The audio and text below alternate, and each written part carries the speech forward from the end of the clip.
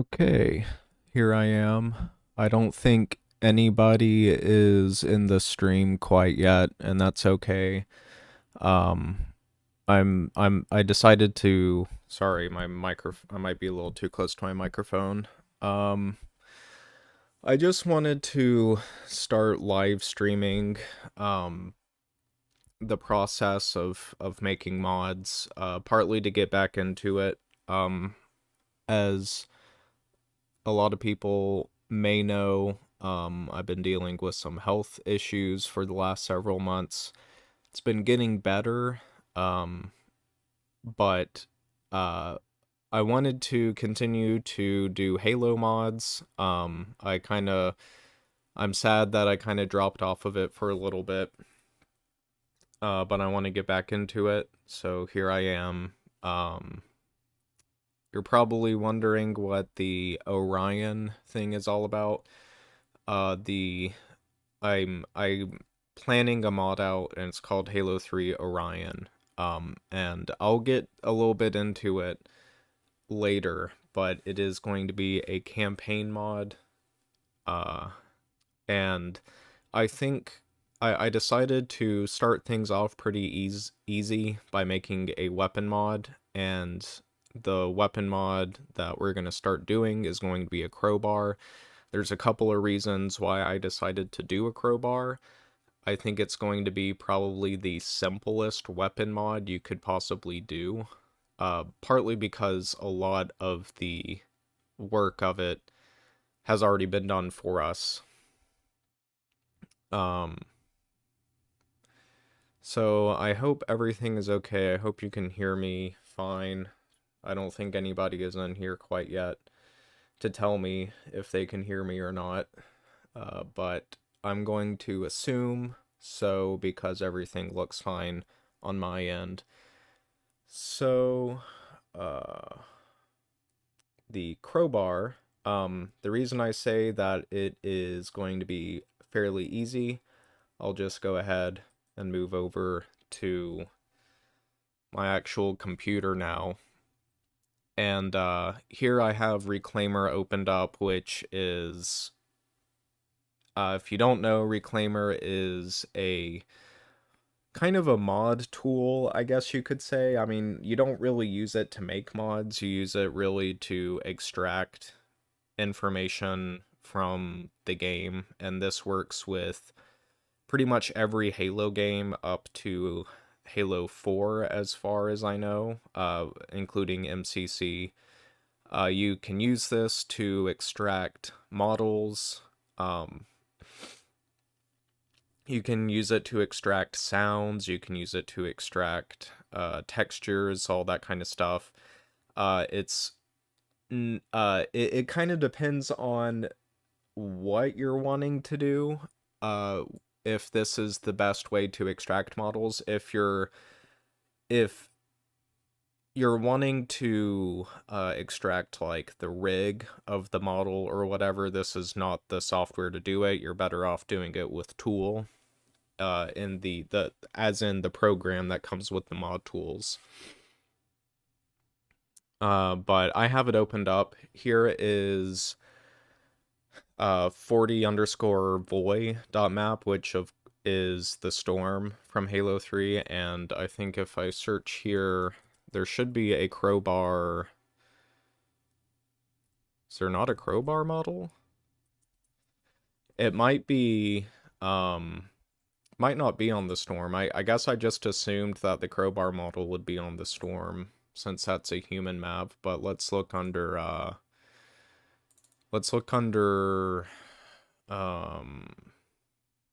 what is it? I think it's Shrine is Sand Trap. I'm pretty sure Sand Trap has a crowbar model, and if it doesn't, then yep, there we go. So we have a bunch of stuff already for it. The collision model, physics model, render model, shaders, bitmaps, pretty much everything you would expect. So let's take a look at the diffuse map here. There's the crowbar. We're going to extract this. We're going to export all channels. Actually, before we do that though, I have the, project folder here. Ignore brute battlefield. That was something I was kind of planning on earlier, but, I don't, I don't think I'm going to, worry about it for now. Halo 3 Orion. Now, since I have this opened up, I might as well just explain what's going on here. So, Halo 3 Orion, this is a very ambitious project, but this is something that I really, really wanted to do, and um, I think it's realistic. I think it's a realistic goal, but it's going to be, it's probably going to take several months, possibly a couple years to finish this mod, but this is going to be basically a, remake of Halo Combat Evolved into Halo 3. Now I know, it, please excuse me if I, pronounced their name incorrectly, but there is a fellow Halo modder, by the name of Kishira, I believe that's how, I don't know. Again, I apologize if I mispronounced that. They ported all of the, or they're in the process of porting pretty much all of the Halo Combat Evolved assets to work into Halo 3. Um, the mod I'm making is going to be very different from that. It is not meant to be a competitor or anything to that mod. It is totally different, where, their mod is porting all of the Halo Combat Evolved assets to Halo 3, which I think is really cool. I haven't gotten a chance to try it out yet, but it looked, I thought that was just really cool. But this is basically remaking Halo Combat Evolved from the ground up in Halo 3, as if, um basically remaking Halo Combat Evolved to have the art style and the gameplay and the, concepts and, uh philosophy, like, for lack of a better word, philosophy of Halo 3, basically. So it's not a, I'm going to port Silent Cartographer from Halo Combat Evolved. It's more of a, we're going to remake it, and it might not be recognizable from the original Silent Cartographer, if that makes sense. It's going to have the gameplay philosophy and the game design of Halo 3, essentially. Like, you can think of if Bungie had remade Combat Evolved in 2008 or something like that with the Halo 3 engine. That's basically what I'm going for with Halo 3 Orion. There's a couple of reasons why I'm naming it Orion. First reason is, okay, so this may come as a surprise, but I am not really that big of a Halo lore expert. I stick to the Bungie games, and I only consider the lore of the games. I've never read any of the books. I find that the story and the lore of, like, the Reclaimer saga and even Halo Infinite to be, like, really confusing. I like the Banished, but that's about it. Everything else to me in the 343 era games is really weird. So, when it comes to, like, stuff like the Mantle of Responsibility, I have no idea what people are talking about. I am more of a classic Halo fan. And that, I'm not trying to say that 343's games aren't good. It's just not what I'm interested in, and I prefer the old classic games. Where was I even going with that? Oh, yeah, Orion. So, from my limited knowledge of the extended Halo lore, I know that Orion is was some sort of prototype for Spartan program, maybe armor or whatever. I so this is thinking way far into the future, but I've also thought about doing a Halo 2 um remake in Halo 3, and that's going to be called Halo 3 Mjolnir.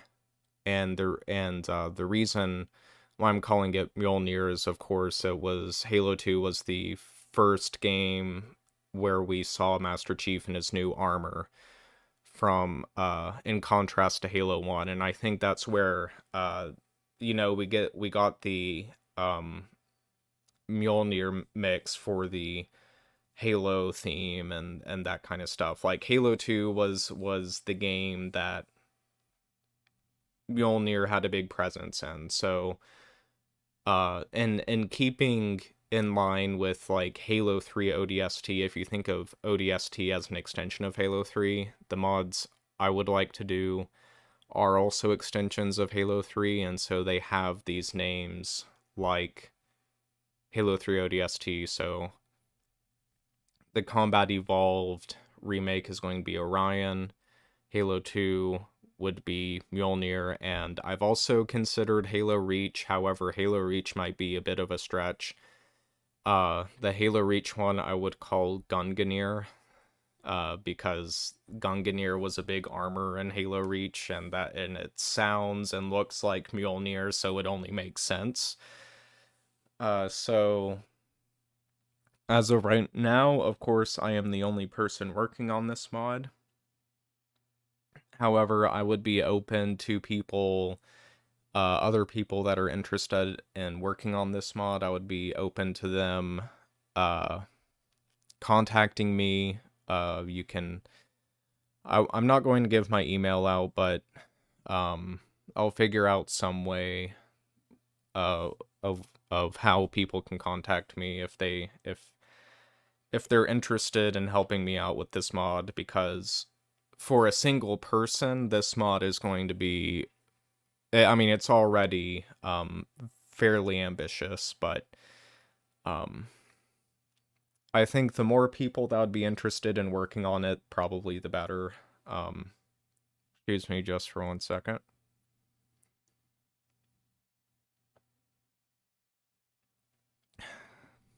So, here's the structure of it. I have I'm basically numbering it like the actual Halo 3 map files. So they're broken up into like the tens place, kind of like what you see with like old basic programming where people separate their lines by tens to give themselves more space. But you have 010 Autumn, that's the Pillar of Autumn first level. I might do like a 005 intro in case there needs to be a in case I want to do a separate intro cutscene level. Anyway, 020 Halo is of course Halo. 030 Ship is Truth and Reconciliation. 040 Island is the Silent Cartographer. I think my bitrate just plummeted there. 050 Chasms is Attack on the Control Room. 60 Laboratory is 343 Guilty Spark. 70 Library is of course Library. 80 Flood Chasms, 2 Betrayals. 090 Flood Ship is Keys. And 100 Flood Autumn is the Maw. All this stuff you can ignore for now. This is basically where I've ripped models and stuff to help me plan stuff out. But what we're going to do today is we're going to start making the crowbar. Uh, like I said earlier, it's going to be kind of like a good starting point. It's going to be a fairly easy crowbar to make. The other reason I am focusing on weapons is because I also want to remaster the weapon sandbox, make it a bit broad, or not broader, but uh fill it out a little bit in places that I think are lacking and rebalance it a bit better. The crowbar is going to just kind of be an Easter egg weapon. It's not going to have that big of an impact or presence in the mod, but I figured it would be a good starting point for this series. We're definitely not going to finish the crowbar tonight. It's already 9:32, as you can see. Where I am, I'm probably going to be going to bed here in an hour or two, but I'll just start making the folder that we're going to have all of our stuff in. So this is not going to be the tags folder. This is just going to be basically our workspace for making the assets. Maybe we should, let's do this so we can separate it from the levels. Weapon, crowbar. In fact, let's do this. Let's let's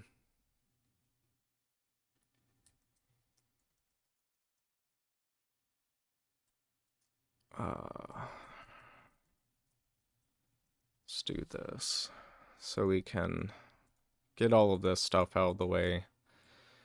Back into right there. So the crowbar, the model has already been made for us because there is an actual crowbar model in the game. Sorry, I'm kind of slowing down a little bit because I don't really feel the best, because I never feel very well. Let's export this out to, where is it? Halo 3, there it is. I forget that it's a shortcut and not an actual folder on my desktop. We'll save that. And one thing I want to point out here is that this, if you're not really familiar with Halo modding, especially Halo 3, I don't know how it is with other Halo games, but this was one thing that was kind of confusing for me. I don't even know if this model has it. No, I guess the crowbar doesn't have an alpha layer, which is very strange. We might make an alpha channel for the crowbar to make it look a little bit nicer. The alpha channel is actually reserved for roughness, or it's basically the specular map for a lot of materials in Halo 3. I'm going to actually load all this up really quick so I don't have to. There's the actual crowbar model. Let me look up battle rifle and let me show you what that looks like.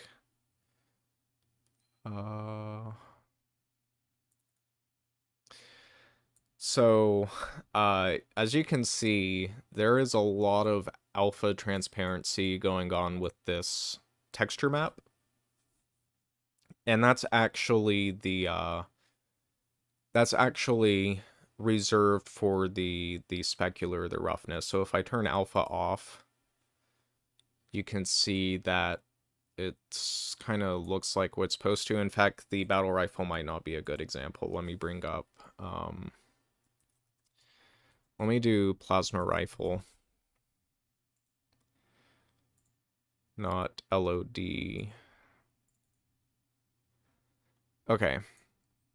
So if I zoom in here, you can really see that there's alpha transparency going on. And if I turn off the alpha channel, you can see that it looks a little bit more like it's supposed to. One thing that's really interesting is that the hex, it's not really a hex, it's more of like a Voronoi or Voronoi texture pattern. That's actually a part of the transparency and not a part of the color itself. So it'll become more apparent what I'm talking about. Let me do this. Let me disable. So if we just isolate the alpha channel, the black parts are parts that are I believe kind of rough, non-reflective, and the more white an area is, the more reflective it is. And that's the best way I can describe it. But RGB channels are what you would expect. They just store the color information. Alpha channel, though, a lot of the time, like I said, is reserved for the roughness or the specular map. In terms of glass, the alpha layer is actually used as alpha transparency, and then there's a separate specular map. But anyway, that's enough of that. Let's actually, I think I exported that already, so can close out of that. Normal map works just as you would expect a normal map to work. I'll export that out. And let's export the render model. So we got that. I'm going to close out of Reclaimer. We don't really need to use it anymore. At least for tonight. One thing I am going to do, though, just so we have it, I do not expect we're going to use it, because I have already looked at it a while ago. But, we're going to do this original crowbar. Let's move all of this into there. And because we're probably are going to make a few changes at some point. Let's bring up tool, though. Sorry. We don't type tool there, we type tool in here. And let's go to tags. I think it's going to be under it might be under scenery. Let's look. Military, maybe? No, I don't think that's where we're going to find it. Gear? Human? Industrial, this is looking a bit more promising. Yeah, crowbar. So here we have the different collision model, physics model, render model. We don't need to worry about crate or model. We're just going to take a look at the collision model and physics and render model. So we'll do tool, extract, import info, and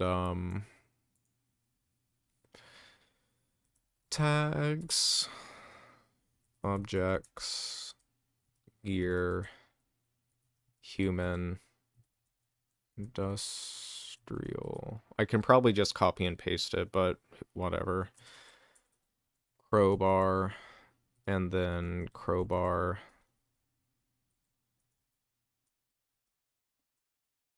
Crowbar dot collision model.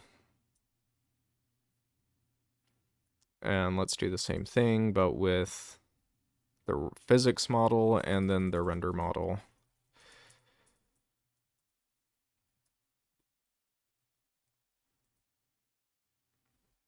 Crap. uh, Physics model. And then we want to do render model.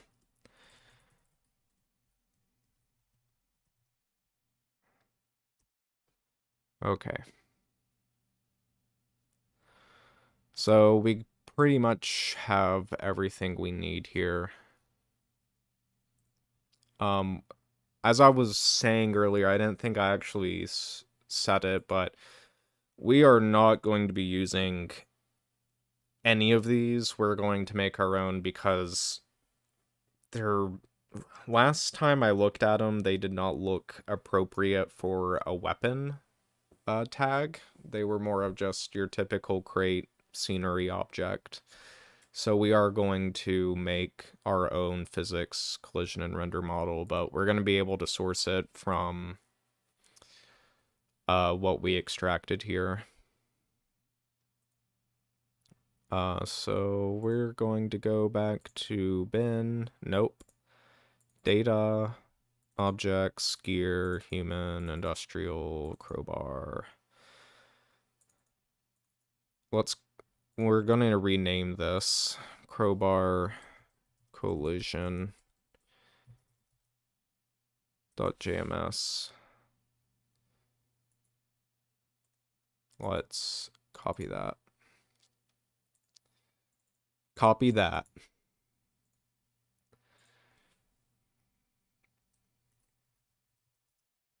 Nope, not collision. Physics this time.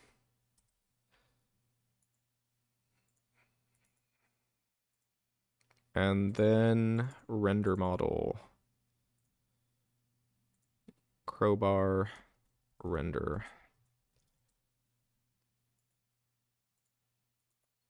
If you don't know, the render model is used to, that's the visual representation of the item in game.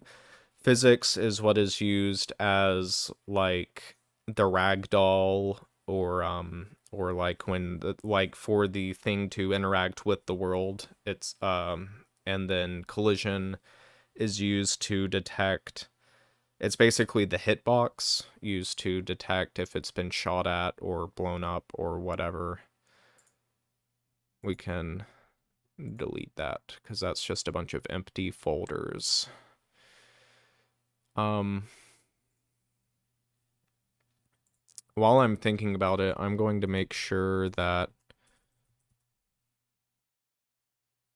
our Blender toolset is up to date, and it is. I have updated it since. I have updated it within the last 9 days, so we're good.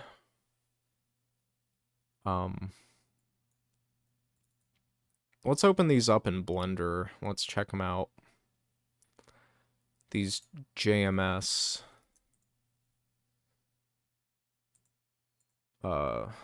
Just a second here. I don't want to dox myself if I show off anything in my file system.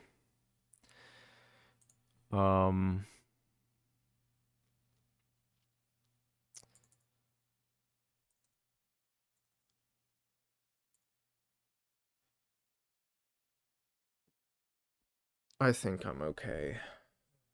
Just to be safe. Let's do Halo 3. Okay, so here's the render model. And it's basically the same thing as the OBJ that we extracted. This is actually to scale, though. The OBJ is probably going to be like 100 times smaller. As you can see, though, the we basically it's just like everything. Pretty much every JMS file, it's going. Did my stream just go? Okay, well, I don't know. I just got a notification saying my stream disconnected, but Anyway, pretty much everything you import from the Halo mod tools is going to be in an armature. But as you can see, I don't even know why that this is the case, but the crowbar is significantly higher up than the root of the armature here, and I have no idea why that is. And that's part of the reason why we aren't going to be using the actual render and physics and collision models that already exist, but we're going to make our own. Let's take a look at the collision model next. The collision model is going to be basically a low poly version. Let's hide that. Yeah, collision can be low poly, does not. In fact, it's probably better if it is a lot lower poly than the render model, just to save on computation. You don't need the collisions to be that precise. Let's take a look at the physics. Now, the physics should just be like a plane, essentially. And yeah, it's just a plane. Interestingly enough, the origin is up here for the physics. Let's see if it is for the... No, that's weird. That's one thing I haven't noticed. From my understanding, the physics model just works as a bounding box. So, the physics model, like I mentioned before, it works with the world, and it interacts with the level. So when you drop a weapon and that weapon falls and collides with the floor, that's the physics model working. It's not the collision. The collision is used for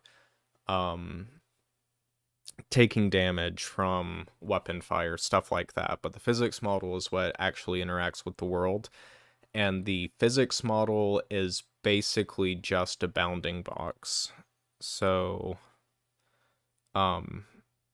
it doesn't matter how the physics model is shaped at all, from my understanding. It could be a smiley face. It could be a heart. It all depends on the bounding box of the physics model.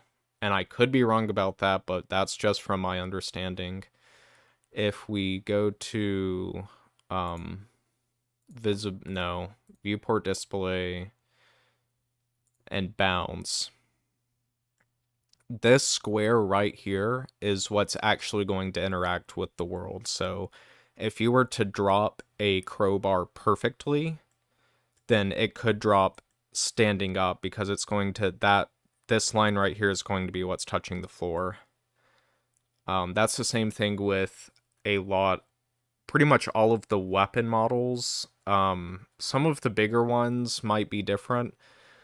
But if you've ever noticed, when you go into Forge mode and you try standing up like a rifle or whatever perfectly straight up, it usually falls over to one side, and that's because the bounding boxes have like no mass to them on the y-axis, just like this. Like I said, the Spartan laser, the rocket launcher might be a little bit different. They might be actual like 3-dimensional boxes rather than this 2-dimensional bounding box, but just a little tidbit there.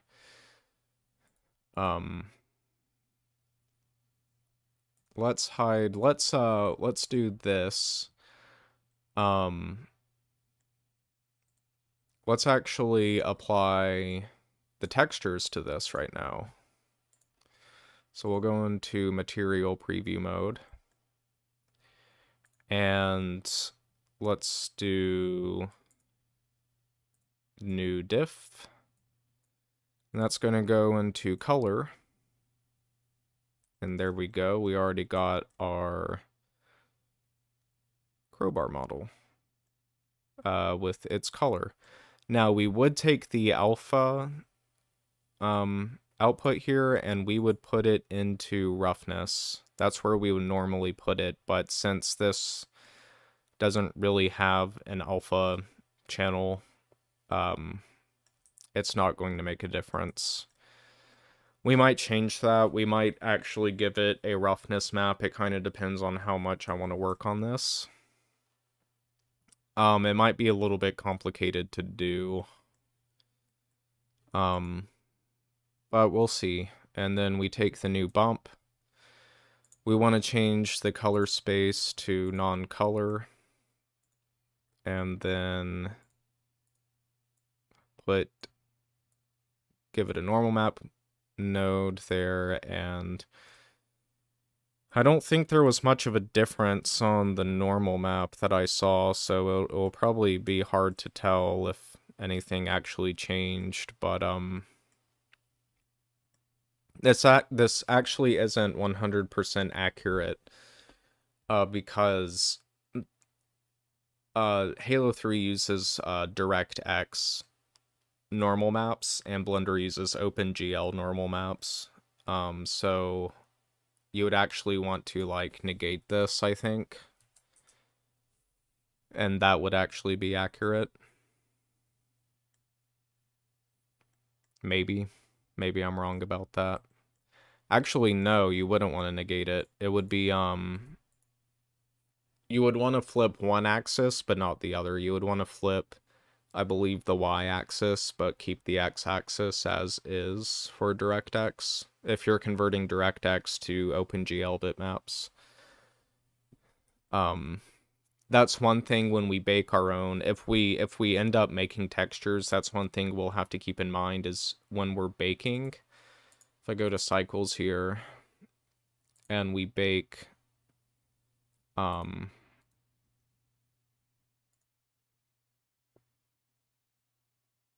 where is it? Normal. We'll probably want to change one of these from their typical one to, like, negative. I don't know. That I would have to do a bit more research.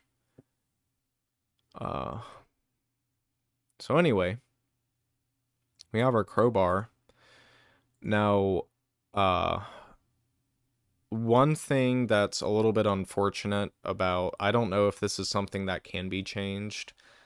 It might be just a limitation with the JMS file format or the way it's imported, but all of these faces are disconnected from each other, so we'll have to rejoin them together, but what that will do is that will really screw with the smoothing groups later when we export it out. So one thing I do like to do is I like to, let's do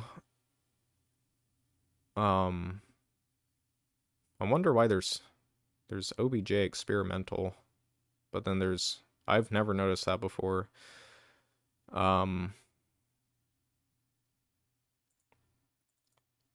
The OBJ file that is exported out with Reclaimer actually is together, and it does keep its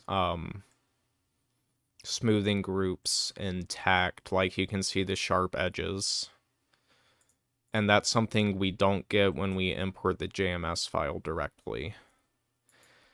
Let's scale it up by 100. Oh, so it's not by 100. What is it then? About 40? Okay. No, 40's a little too much. Is it? Oh, we gotta hold up. Let's try 39. 39, so it must be 39 and a half. Still not, still, that is so weird that it's not even like a multiple, like a typical multiple of 10 or 100. It's just something weird. Okay. I did not want to delete that. I want to actually look at it because that's one important thing is we want to reference. Would you ever consider doing requests for modding tutorials or videos? I would. Derelict country. I would consider doing that. Actually delivering on that, is something else. I would consider it. I don't know if I would be able to fulfill any promises just because of my health situation, but I would definitely look into it. So hey, by the way, can you hear me? I don't know. I haven't had anybody who can actually tell me. This is the first person that interacted with the chat, but anyway. So one thing we want to do is we want to merge all of these vertices. Let's go into this mode so you can kind of see what happens. Derelict country says, yeah, they can hear me, so that's good. By default, these models will have, where is it? Auto smooth enabled. I like to turn that off because I like to do my smoothing with hard edges, sharp edges and stuff. So we'll go back into object mode and do shade smooth. You'll notice that nothing happens, and that is because, again, all of these faces are disconnected. So if we merge all of the vertices by distance, that will bring back the smooth shading, but you can see here we lose that sharp edge. So that's where we want to mark the sharp edges again. And for that, we will want to turn edge split on and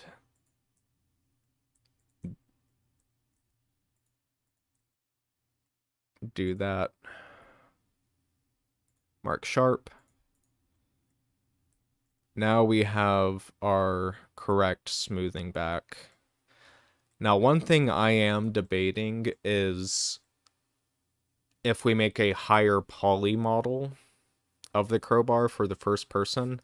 You can see here that on this hook part of the crowbar, it is looking very polygonal, which is not going to look good for a first-person model. When a model is that close to the camera, that's going to be very noticeable. So I'm thinking of making a higher poly model for the first-person render model. And that's usually the case with Halo 3 weapons, is that they will have a high poly model for the first person camera and then a low poly render model for when you drop the weapon or you spawn it in Forge mode. In fact, the Spartan laser, let me bring Reclaimer back here. Let me show you something very interesting. We'll just load any map. And let's take a look at the Spartan laser.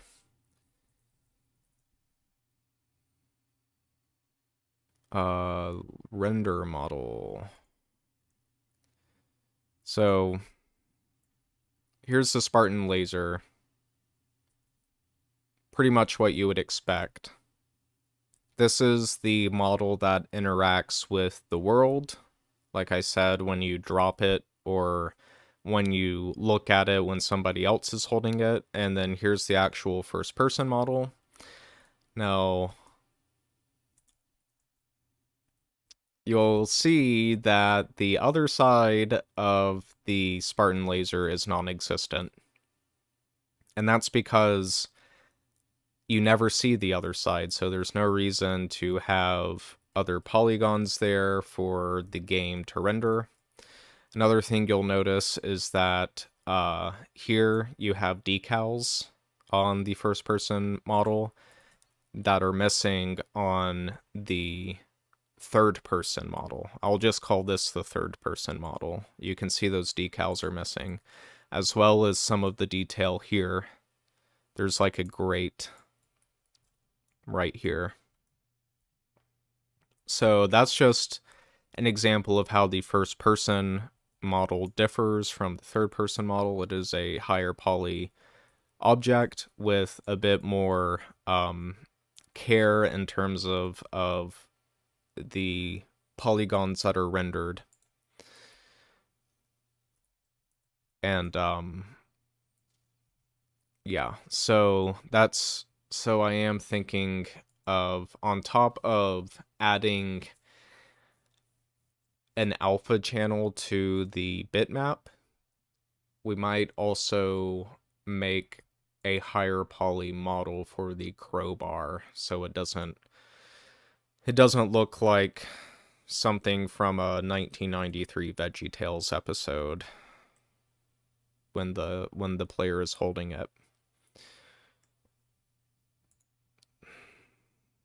So we might add like a groove here, like most crowbars have. We may, we're definitely going to add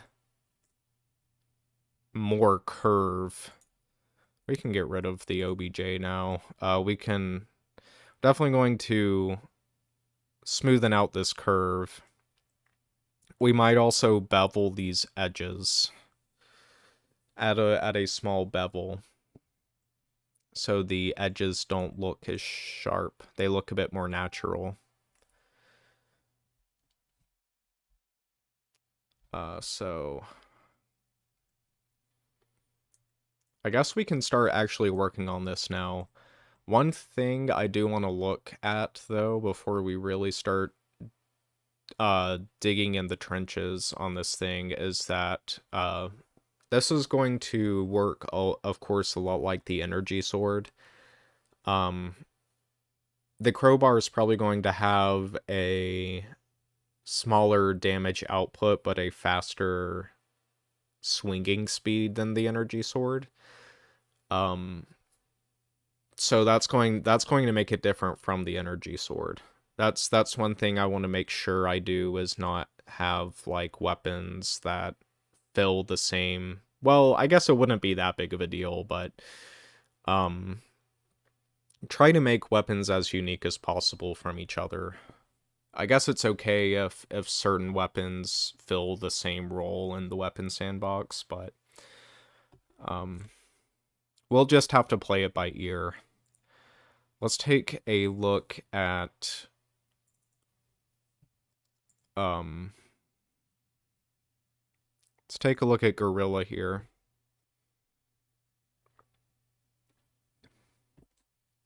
Now, another reason I chose doing a crowbar,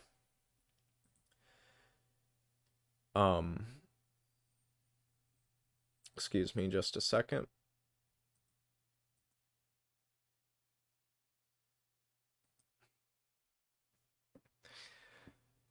The reason I chose doing a crowbar is because I don't know this for certain, but if we do a crowbar, we might not have to worry about projectiles and FX, since it's probably going to be more like an oddball or a skull. But let's take a look at Let's take a look at melee. We can get rid of rifle here. Let's take a look at the weapon tag. I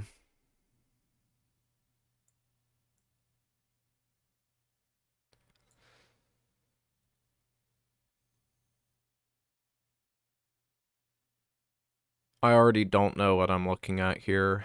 If I'm gonna be honest. Let's see. Let's go down to,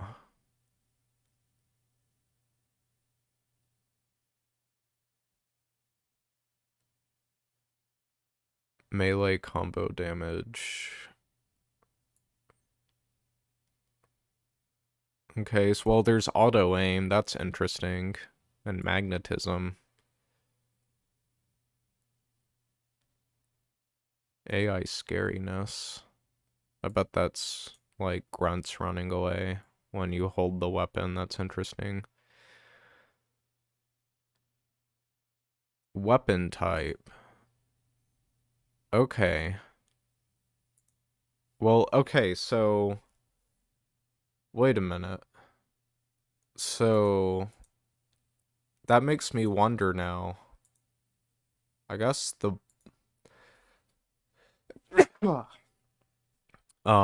let's take a look at the ball is going to be a skull. So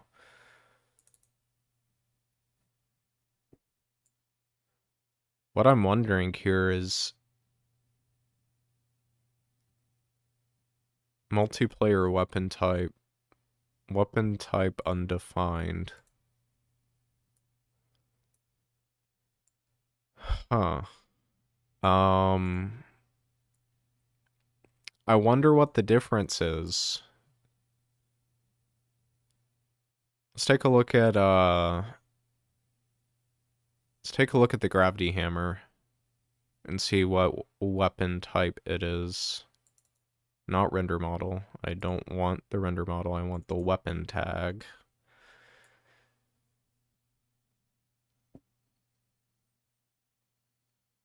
Melee damage reporting type.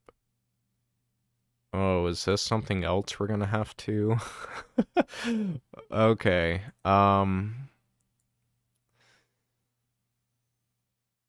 Weapon type undefined. Well, we might... What is... See, this is where, documentation would be very helpful. No tracking. But what's human tracking? And what's plasma tracking? Okay, now that opens up another question. So let's take a look at a weapon that locks on, missile pod.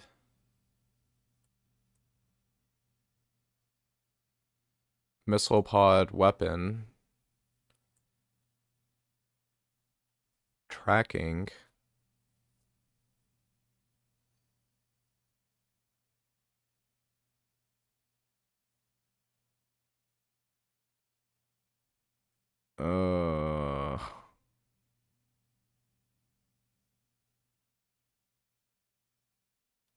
The organization of this is so weird too. Tracking type, human tracking.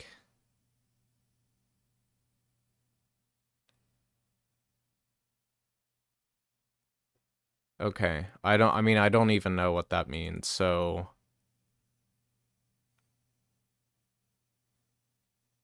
Alright, well let's take a look at a different weapon then. Rifle. Somebody who's been modding Halo for like 15 years is going to watch this and be like, that's what this means. How do you not know that? Okay, battle rifle has no tracking.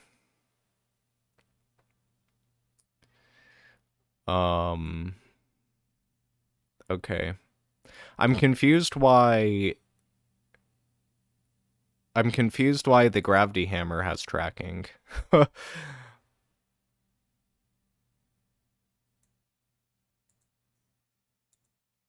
Um, assault rifle.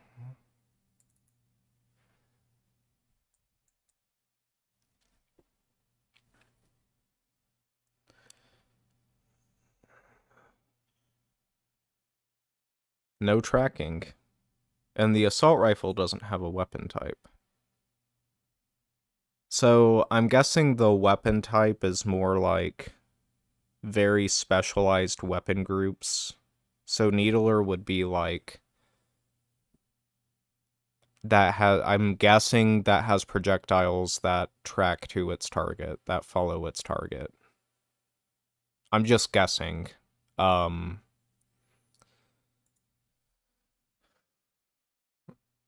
I don't know though. Let's take a look at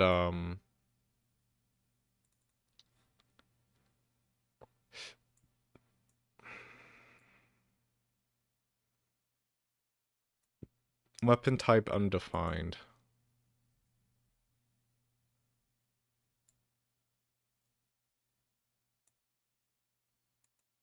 Um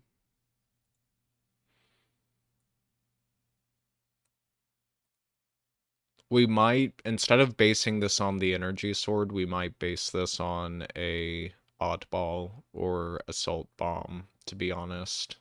That makes a bit more sense to me. It kind of depends on how it handles damage and kind of lunging forward with the energy sword. The especially in Halo 2, the energy sword is known to have like some crazy lunging capabilities. Weapon class ball. Let's take a look at assault bomb.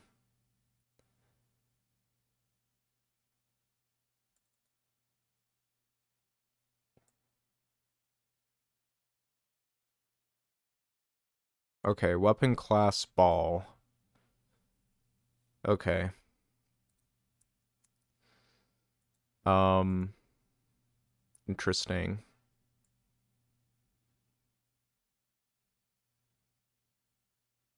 You know, that's okay, this is really cool, this multiplayer weapon type, because that makes me wonder if you can uh like make a battle rifle or like let's say like a golden pistol that is like a one-shot kill, but if you're holding it, you're also scoring points, and you can make that like an oddball. I'm just throwing that out there. I don't know if that's actually what it does, but if so, big if true. Big if true.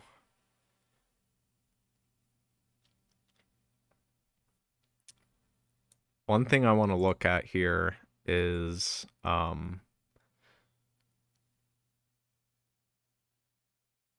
what kind of damage it does.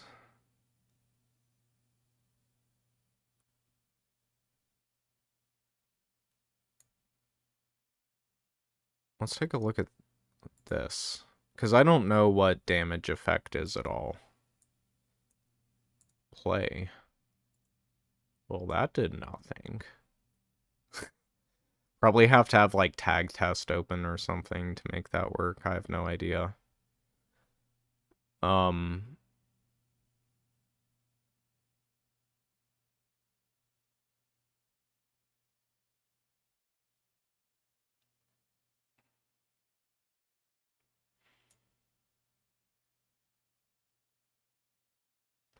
Hold up. This stuff has tooltips. Does it give us tooltips when... No, that doesn't give us any tooltips.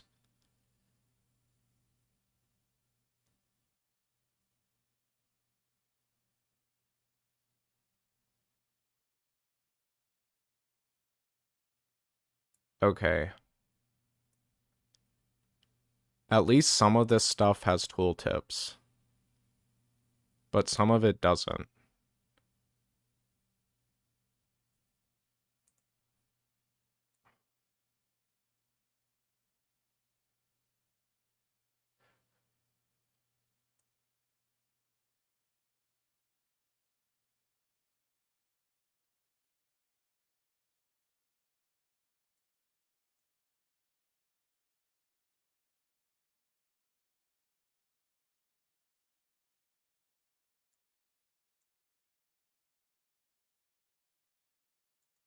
What?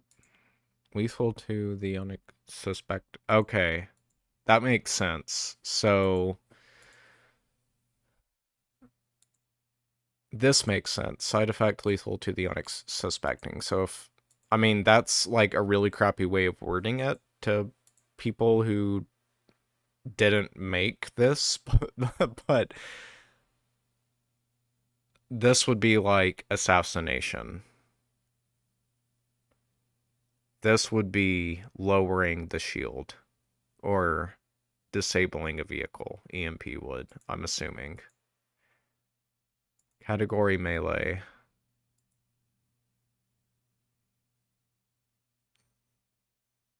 Sniper, melee, flame, melted weapon.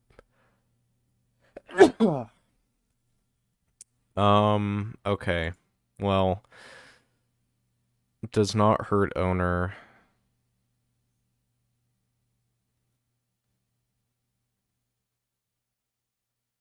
Skip shields, that's interesting.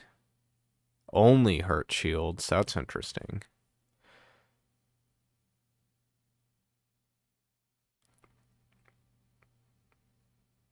Damage effect. Okay. I'm starting to understand a little bit more. Very slowly. Auto fire.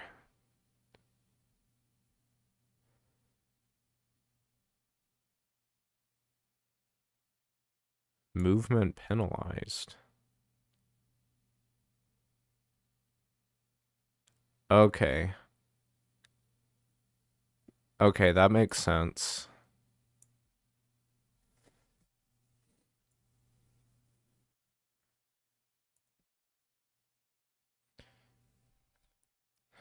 So, when we make our crowbar, the melee damage reporting type is probably going to be generic melee damage.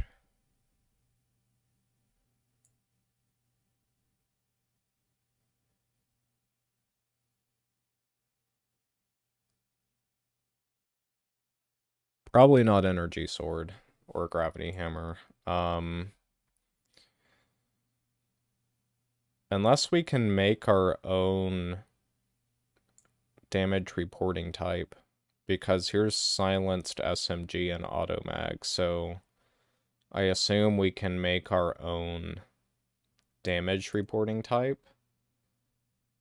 What a damage reporting type even does, I have no idea.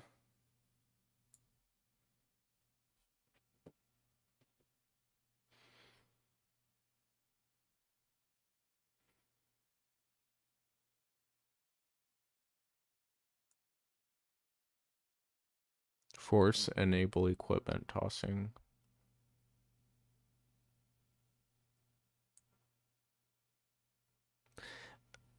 Figuring this stuff out is just going to be a lot of comparing weapon tags to other weapon tags.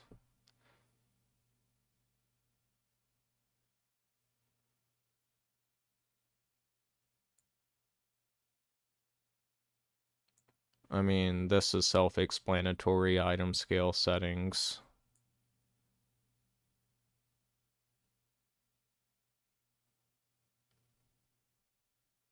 I know what all this stuff does,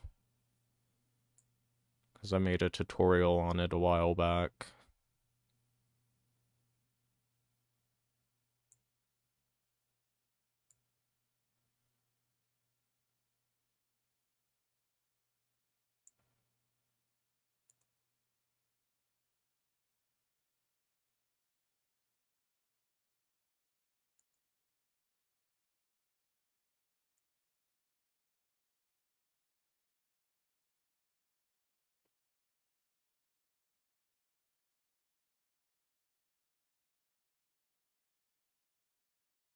Prevents grenade throwing. That's self-explanatory. I don't get must be picked up. Why would that not always be a thing?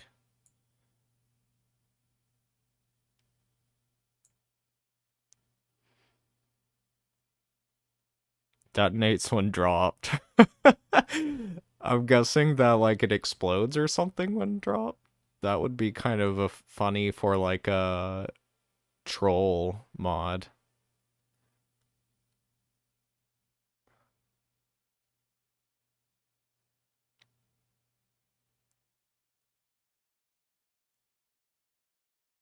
Okay. Enables integrated night vision. I wonder if that's a carryover from Halo Combat Evolved, where the sniper scope had a night vision. I bet that is. I I bet that's the case. Um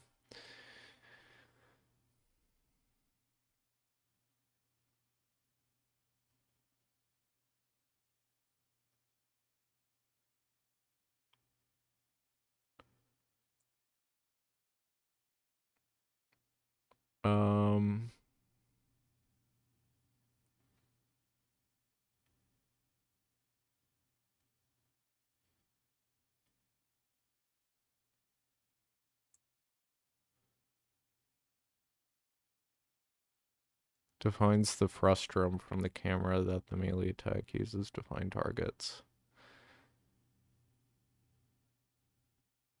Let's take a look at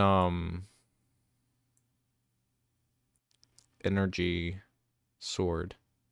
Energy blade. Oh, I understand what that is. Okay. Um, let's take a look at these melee parameters. So the pyramid depth is, as I suspected, a lot. Not a lot, but larger than the bomb because for that lunge attack to do its thing. Um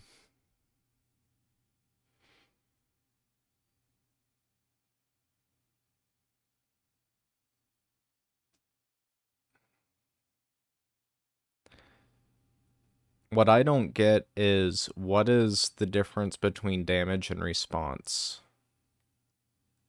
And what's clang?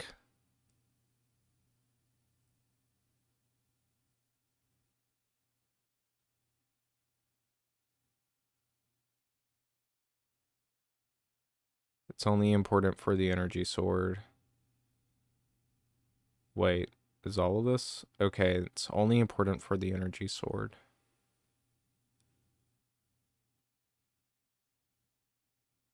Well, wait a minute. We might want a clang effect for our so this is sword clash.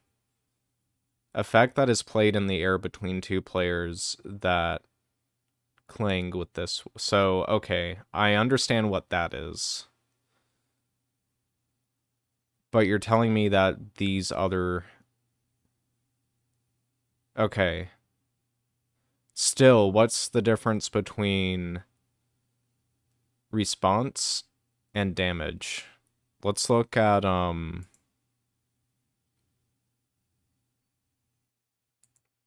let's look at a rifle.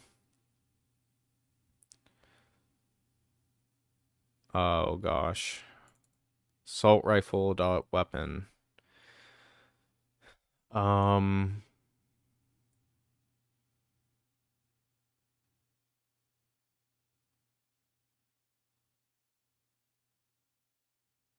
Oh, wait, no, this is melee, though.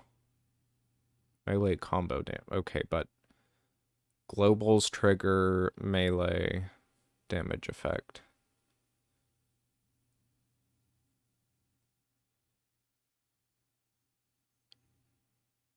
Okay, so what I'm getting at here is that so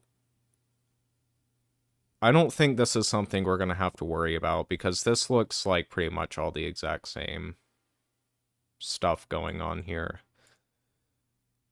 No, I didn't want to make any changes. One shot melee. Wait a minute. What? Johnson dies at the end. Damage effect. I don't know why that's funny to me. Smash melee. Okay, wait a minute. Smash. So, I'm gonna guess that this has something to do with the gravity hammer.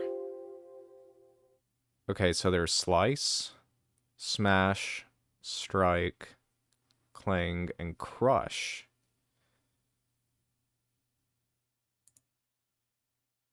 And all sorts of... What's one shot, though?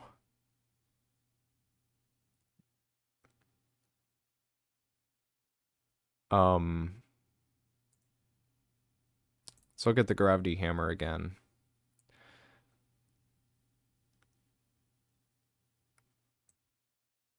Smash, yep.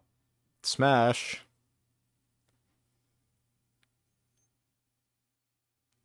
I still don't understand what first, second, and third is, or melee response. Response versus damage, but whatever. I don't think that's something we're gonna have to necessarily worry about, though.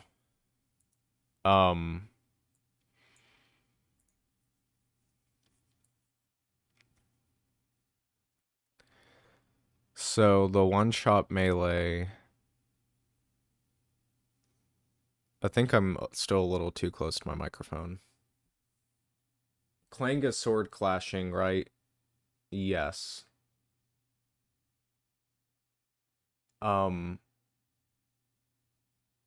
Thank you for the nice words. I don't know if you're still here. I just took a glance at my streaming computer and I saw that you mythic Jockey or Jacqui.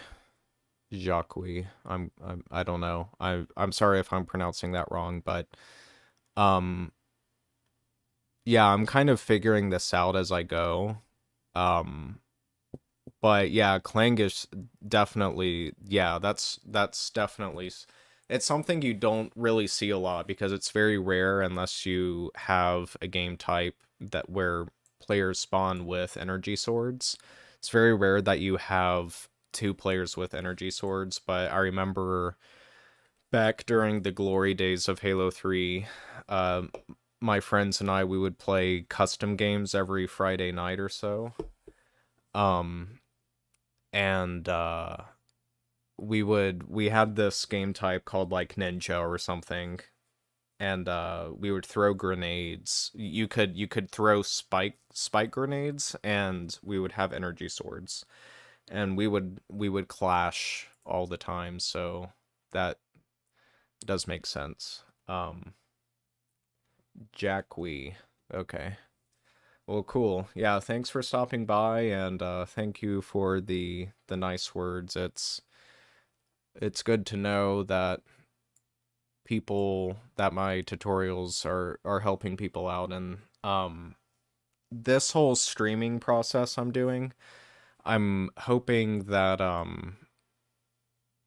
people do get, I mean, of course this is kind of a long thing to sit through, I understand, but what I'm hoping is that as I learn, as I try figure stuff out, people can watch me and kind of see uh they don't have to do a lot of the experimentation that I'm doing. um I will definitely make tutorials in the future, but this stream series is for the mod that I am making. This isn't necessarily for tutorial purposes, it's more for the mod that I want to develop. So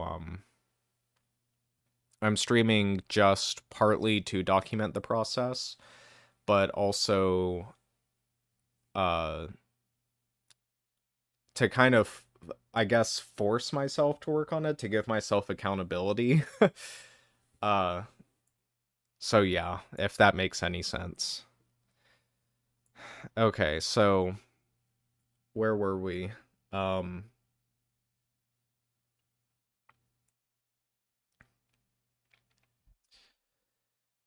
I think we can go ahead. Let's take a look here at let's take a look at where's the... Oh, wait, I'm not looking in the right spot. We need to look at First person, where is it? The animation. Oh, wait, I know. I'm just being dumb. Assault bomb model animation graph. So oh, there's sounds too. Okay. I didn't consider sounds for the mod. I kind of forgot that sounds were a thing. Let's take a look at what animations. Where's the animation list? Here it is. There's melee strike 1, melee strike 2, moving, posing, put away, ready, and throw equipment. Now, there is two different animations that a lot of weapons have that I don't fully understand. I know what they're used for, but I don't understand the format in which they're animated. And that is if I bring up a rifle here and I do battle rifle animation graph, pitch and turn. So there's pitch and turn. Okay, so it's moving, overlays, and pitch and turn. I really do not get overlays. I don't understand what overlays is for. Pitch and turn makes sense. When I load it up in Blender, I don't fully understand how it's like how the keyframes work and how it's blended. It's actually been a while since I took a look at moving.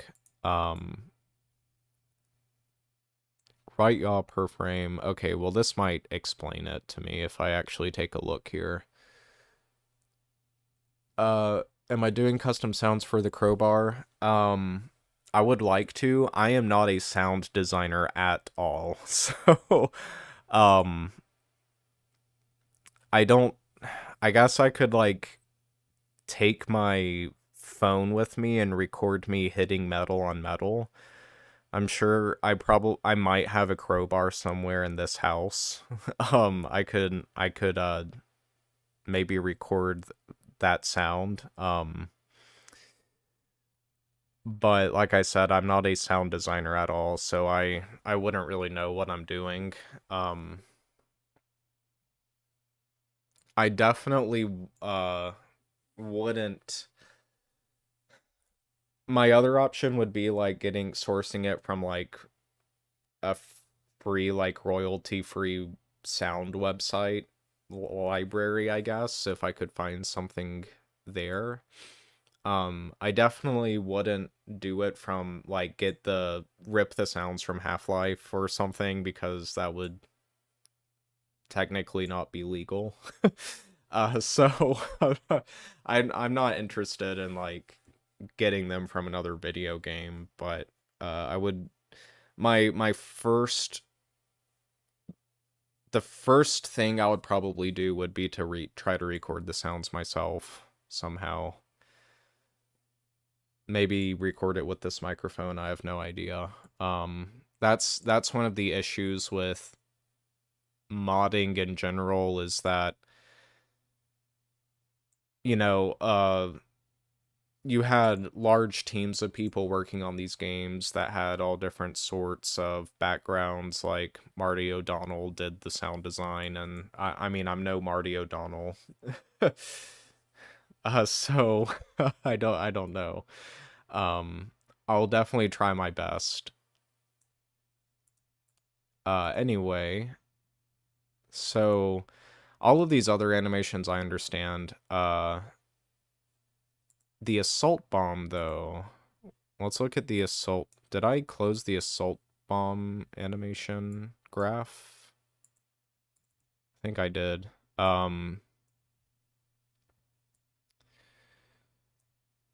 The first-person assault bomb model animation graph does not have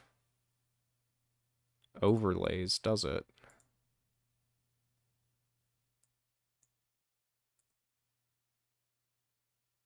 No, it doesn't have any of this stuff. It doesn't have... Oh wait, I'm looking at sound reference. It doesn't have overlays and it doesn't have pitch and turn. So I don't know what that's going to mean for the crowbar. I think the best thing to do right now is to just actually start making things happen.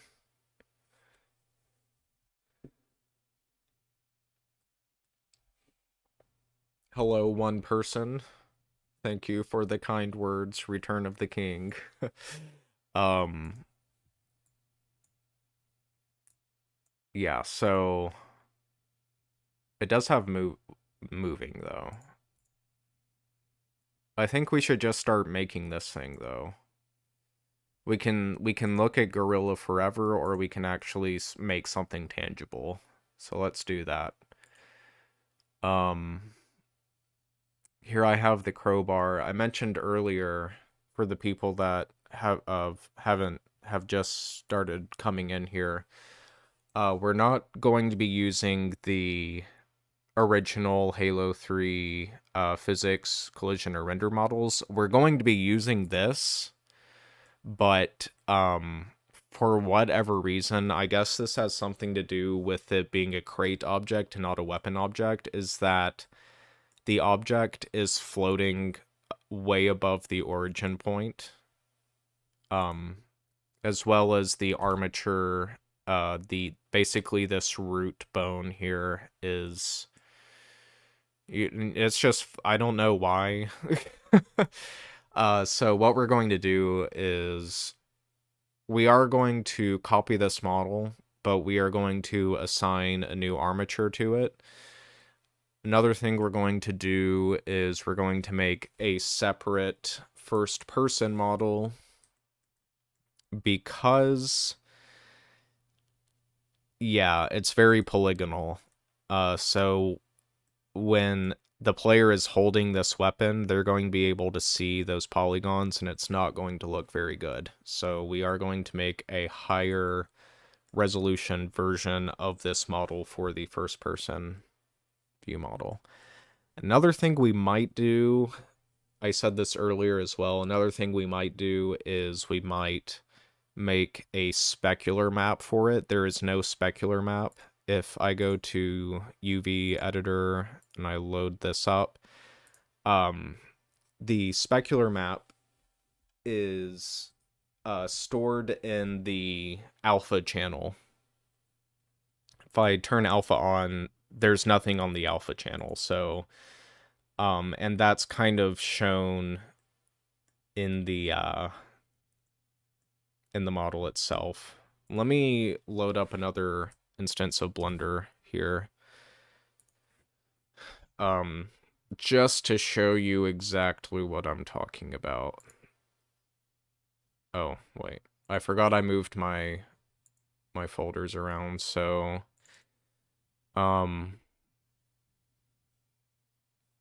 where was it? Reference assets, waste BSP. So this is basically, let's unhide all of these models. This is the entirety of the arc imported into Blender.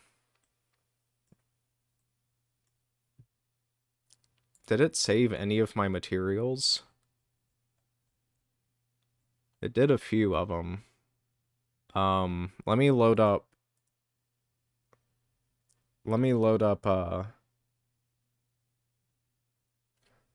Mythic Jockey says, I recently did an illegal half-baked lightsaber in Halo 3. I'll have to take a look at that. It sounds interesting. Narrows. So this is of course the multiplayer map Narrows that I imported into Blender, and I recreated all of the shaders and the material graphs based on how they work in based on how the shader tags looked in Gorilla, I basically copied everything and did it in the shader editor here. So let's take a look at this. So the way Halo 3 shaders work is that, oh yeah, by the way, sup Taco Man. Taco Man is a friend of mine in real life, by the way.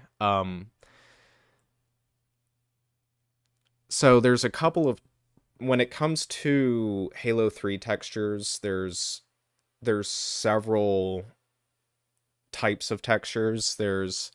You've got your typical diffuse map and your bump map and your emission map, which is usually titled with Illum for illumination. But there's also albedo maps, which look like this. Let me find it here. And this is separated into red, green, and blue. Sometimes it doesn't have blue, sometimes it just has red and green. So how that works is that I separate the color channels and then apply colors to whatever is red or green or blue. So whatever is red on this texture is going to be converted to this color, and then whatever is green is going to be converted to this color, essentially. And that's kind of how the shader materials work. The alpha channel is used for specular. Now, it's called specular in Halo 3 shaders, but it's actually more akin to roughness on the principled BSDF shader in Blender. So that's kind of how all of this stuff works.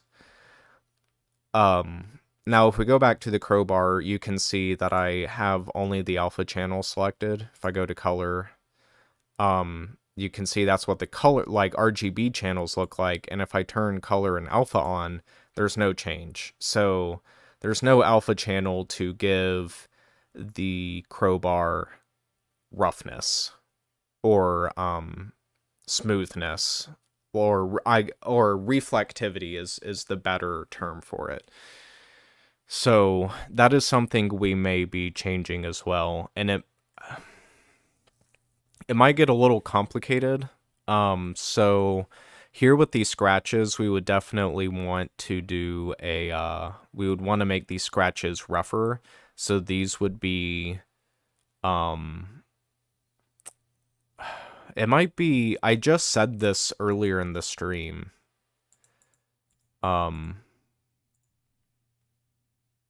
Take a look at this. So, the more white a pixel is, the smoother it might be, or the rougher it might be. I can't remember exactly, but I'll close out of narrows here. We'll definitely want these scratches to be rougher, and we'll probably want the paint, like the red paint, to be rougher than the exposed metal on the grip. That's definitely something to consider. I think, though, that will be the final priority. That'll be like the final touch on the Crowbar, is getting the alpha channel figured out. So let's just do this thing. We can keep the collision model and the physics model. The only thing we'll want to do differently is just give it a different armature. We can keep the original Crowbar render model as well. We will want to make a first-person model, though, as I said.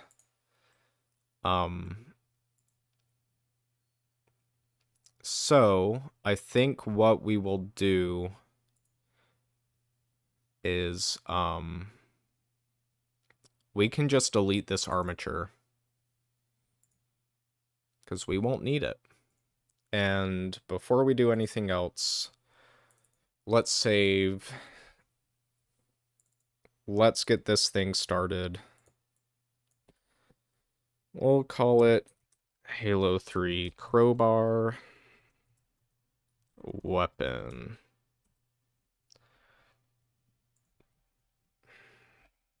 Okay.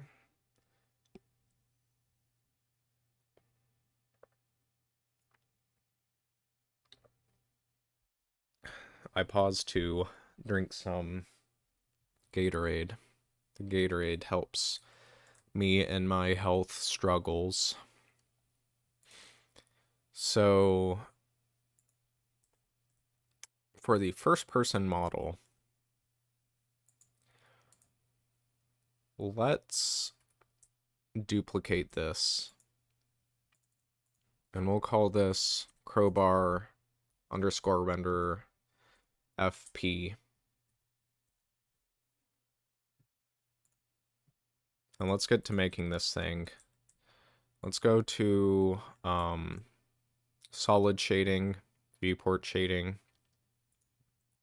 One thing I'm going to do is, there's a couple of ways we can do this. I have an idea. We'll first want to de-triangulate this so we can edit it quite a bit easier.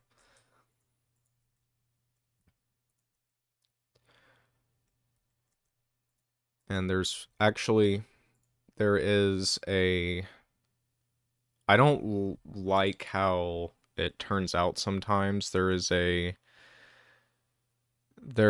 thing here that automatically de-triangulates it, and I can never remember where it is. Unless it was removed for some reason. Oh, I bet it's under faces. Tries to quads. Okay, so that pretty much resolved it. There's a couple of tries still poking out here. Dissolve edges.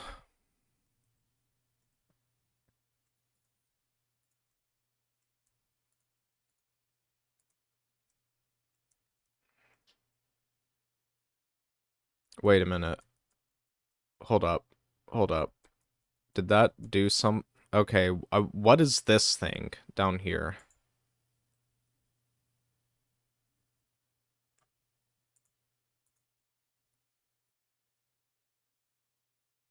What is this?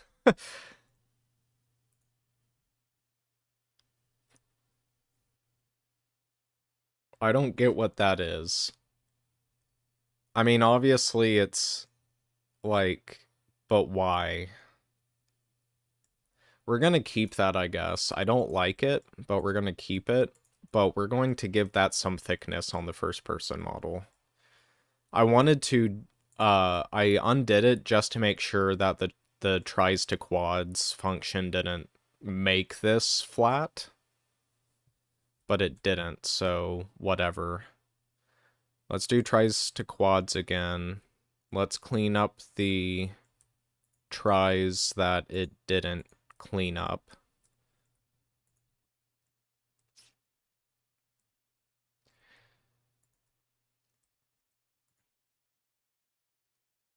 And I think that's all of them.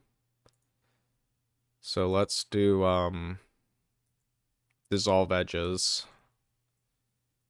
So now we got a clean mesh that we can actually edit now. Let's recenter the camera.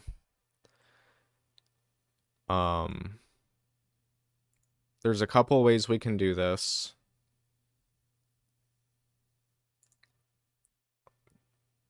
Let's add a subdivision surface. Now that's going to destroy the model quite a bit, but there's a couple of ways we can get around it.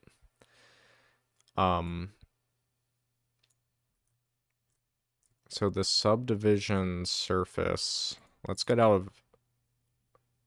I kind of like what that does to the handle.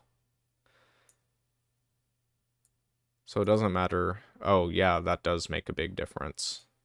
So we'll put the subdivision surface after the edge split. And one thing we can do is we can select the these edges, these edge loops here. Oh, there's still a, let's dissolve that guy and dissolve this guy. So I kind of like what this is doing, but I also don't like what it's doing partly. This edge this thing right here is going to cause a whole lot of problems. So let's just deal with this right now. Let's, oh, this is not going to be as easy as I thought it was going to be.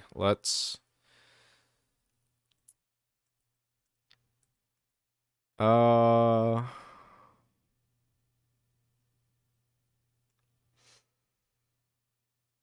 I got an idea. So well, actually, let me think about this.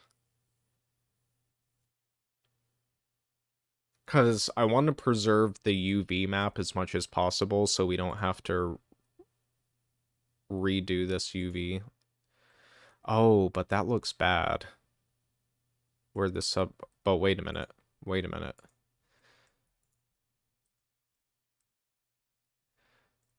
So let me select all of these edges here. And I don't want to affect the ones here on the handle. What we want to do is we want to do mean crease, and that's going to make it so the subdivision surface doesn't smooth out these edges as much. So the crowbar looks a little bit more boxy, which is what I want.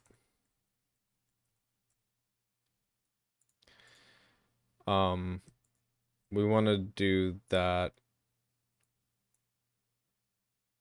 here as well.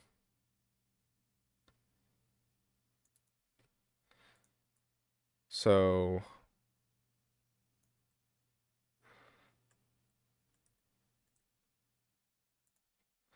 0.75.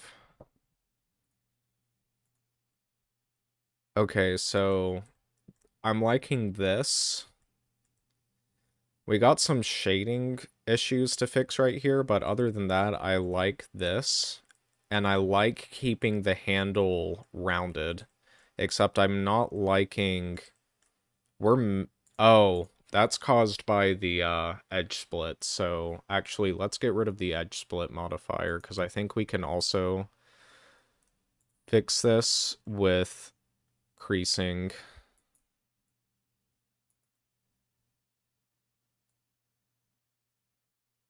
And yeah, we're going to turn that all the way up.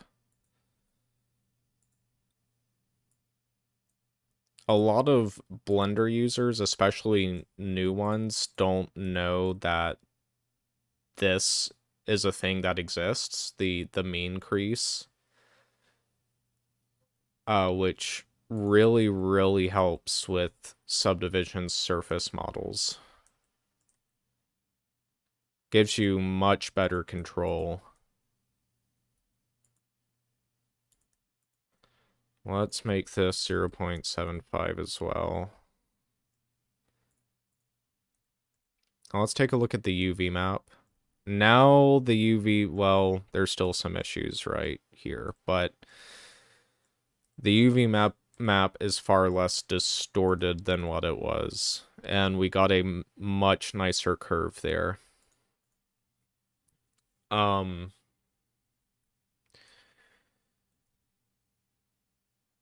We also want to make sure, though, that our model isn't like, that we have a good,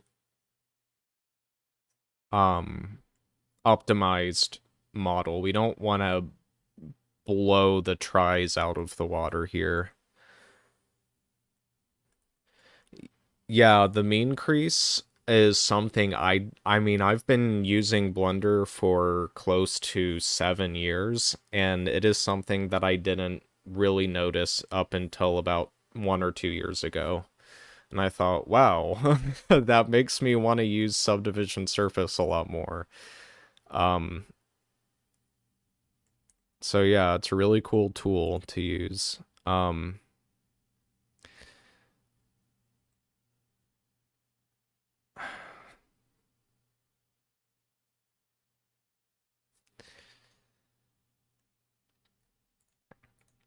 Let's delete this and see what happens. Yeah, that's kind of what I was expecting, but oh, that's gross though. Watch what that does. That's not good. So, I was not expecting that. Um, Wait a minute. I was doing vertex crease, wasn't I?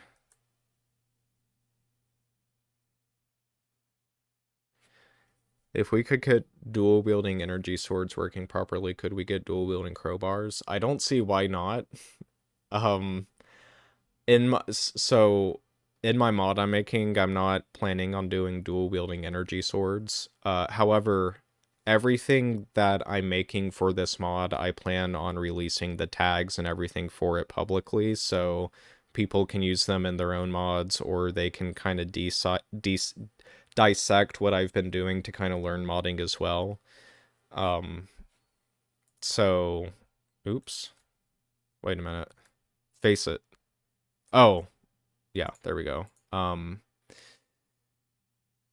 Yeah, that's what I want right there. That's looking good. Also, wait a minute. If I don't implement dual wielding crowbars in the mod that I'm making, maybe, I mean, someone else, so I give them full permission to edit, make their own versions of my tags. So that, yeah, I'd be totally okay with that. Um, if we fix,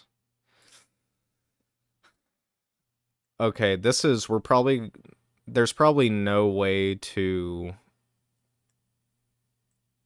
get around this. We're probably going to have to edit the UV map a bit just to fix this warping. If the warping is that big of an issue, but it kind of is to me.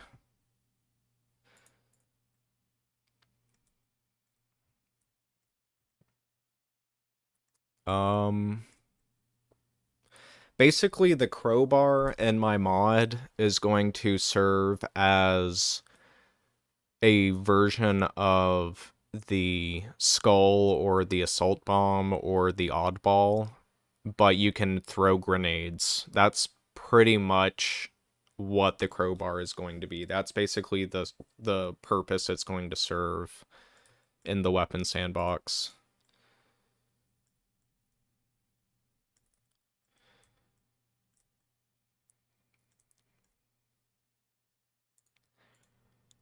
Um I'm trying to think about what else we need to do with this. So I feel like we need to add back in that one-sided face here that was on the end, but I also feel like we don't need to do that. I don't it's just going to make things a little bit more complicated trying to add that back in, because then we're going to have to add new faces, and then I'm going to have to like mess with the UV map more than I want to. So let's do this. Let's add a loop cut, or let's do this. I have a theory. We can do this to add the little notch.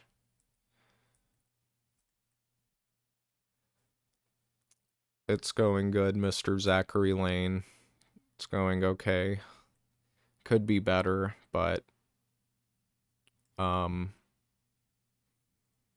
Yeah, UV mapping isn't always very fun, but I've gotten a bit more used to it and a bit better than what I was. Really the best thing you can the best way to really understand UV mapping is the UV coordinate system. Once you understand the UV coordinate system, then UV mapping, it's a lot easier to wrap your head around it, but it can still be a chore sometimes um to get mapping correctly. This notch here isn't really as strong as I want it to, so we're probably going to go we're probably going to have to do the loop cut.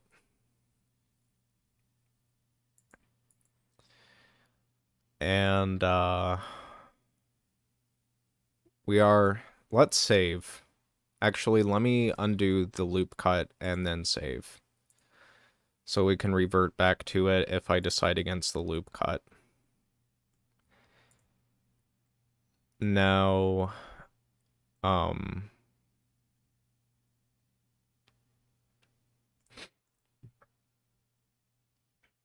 let's also do this. There we go. Now we can see our edges a little bit easier.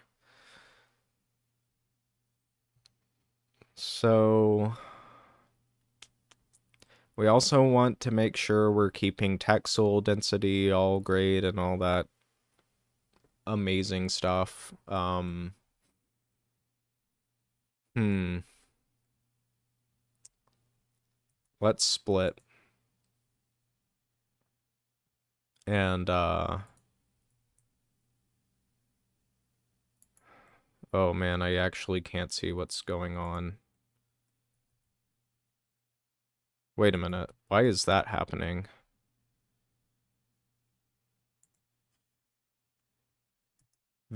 I want to split those vertices. Oh, that's why. I get it now.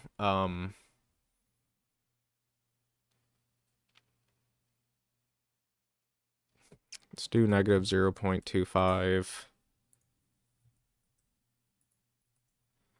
And then 0.25.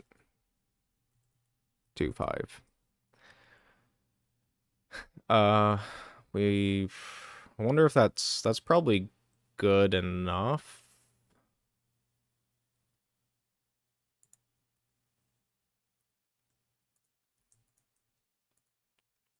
Let's hmm. Usually crowbars have like this part a little inset. So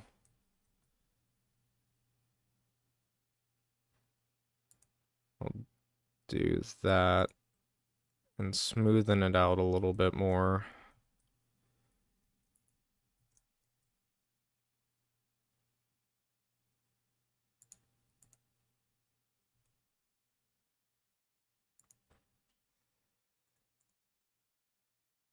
That's looking pretty good. I'm liking how that's looking.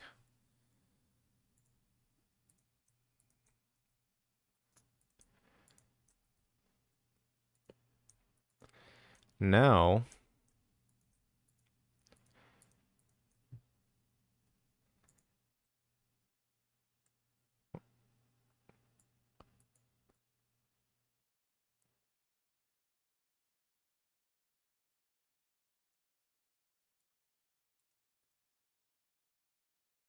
I like it.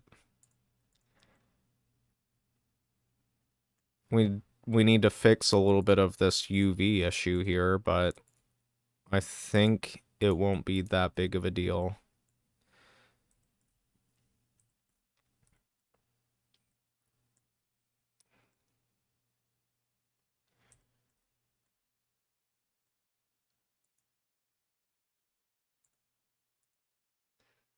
Oops. And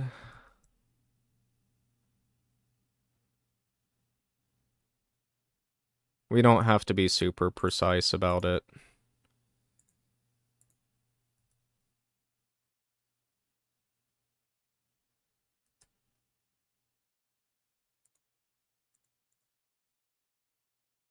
Yeah. That's looking good. I'm liking that a lot.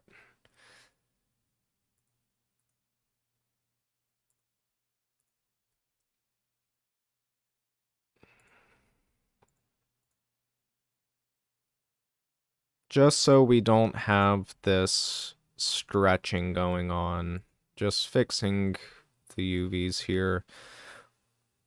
We probably don't even have to worry about what's going on inside, because is that really going to be seen by the player? I don't think so.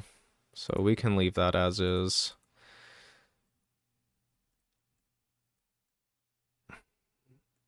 I'd say the first person model's looking pretty darn good.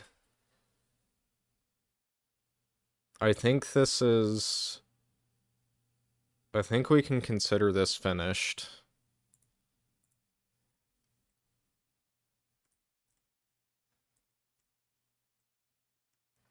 So we saved it. Let's apply that. We can get rid of the this armature stuff going on, because the armature no longer exists. So, yep, pretty darn good. With the subdivision surface modifier gone, though, we can optimize this model, perhaps. That might mess with smoothing, though, actually, now that I think about it. Let's just see what happens here. If we dissolve edges. Wait, did that even do anything? Hold up. Hold up. Sorry, I hope I'm not making anybody motion sick.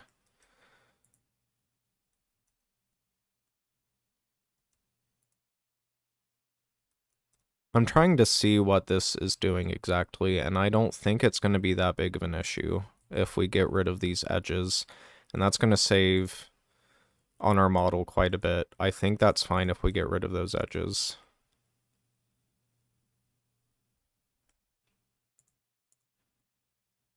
Yeah. We want to keep this middle one. We also may want to keep this middle. Yeah, we might as well just keep that in. Let's I want to see how much we saved though by deleting those. So we're at 648 tries, and if we dissolve the edges, we're down to 432. So I consider that a win.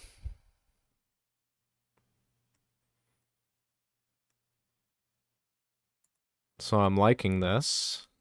Now I think we can consider it done. We want to conserve vertices where we can, and I think in this case we did pretty well.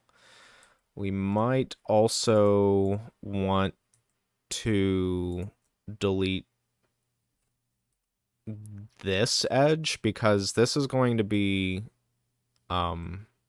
this isn't really going to be seen by the player, because the hand is going to be right here. And does it really add that much detail? I don't think so. So we can delete that edge loop. And we can probably get rid of these edge loops as well. Let's see what happens when we do that.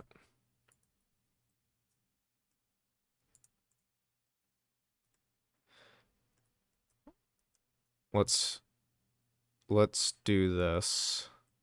Now let's see how much of a difference Yeah, that's a very small difference, so I think we're fine there. I want to keep this one to keep that curve. You might also be able to get rid of this.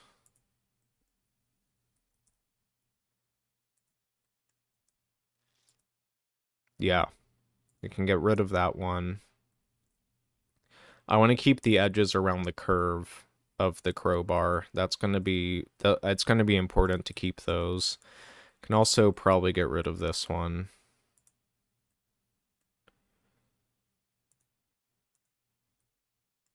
So now we're down to 352 tries. So that's pretty good.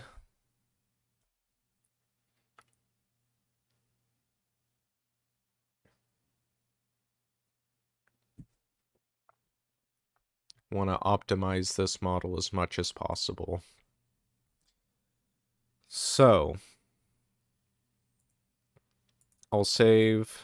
One thing I want to do. Oh, you know what? I have to connect my hard drive here. Because I don't think this program works with MCC, so I have to get the original map files. What I want to do is I want to take a look at the... Wait, no I don't. I don't need to use that program. I can use Tool. So we'll do CMD. I want to take a look at the assault bomb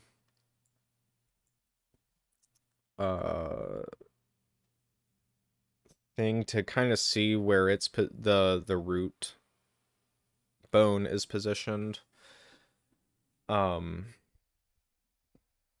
So tags, objects,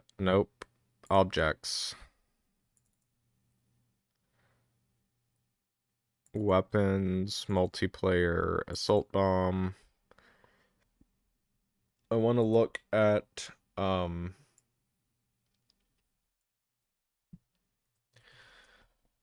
tool. I want to look at the root node, the root bone of this. Extract, import info.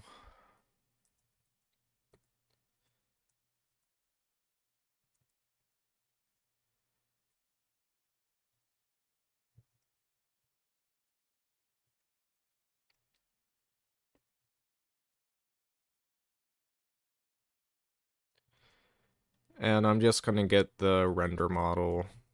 We don't need to worry about everything else. Bum.render model. July 2nd, 2007, they were really pushing it because this game was released in September of 2007. So they were really crunching. Only 2 months out of release. I think it was September 22nd, I think, or September 23rd is when Halo 3 came out.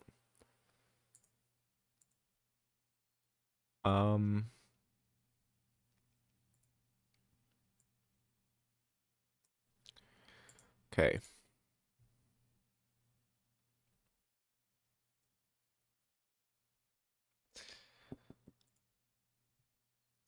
Let's get an instance here, another instance of Blender opened up.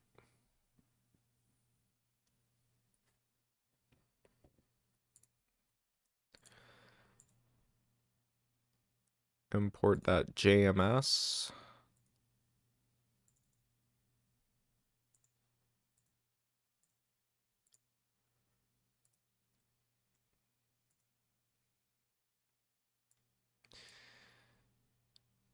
Okay. And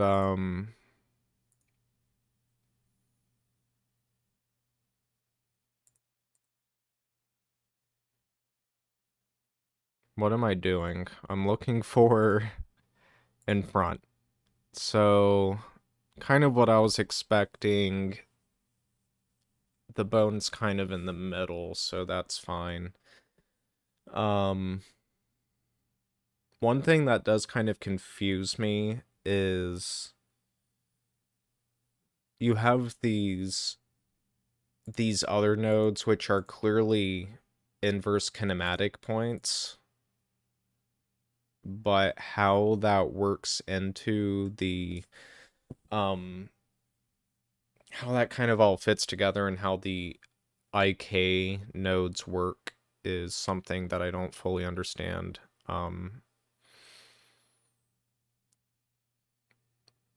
Let's just rig our model up. Let's just do it. Don't need to save that. So the one thing I am going to do is I'm going to select everything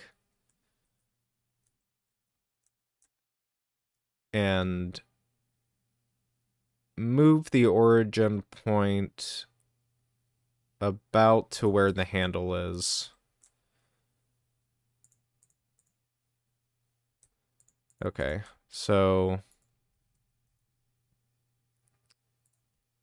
I'm going to get wireframe mode about right there, and we're going to set the origin point of all of these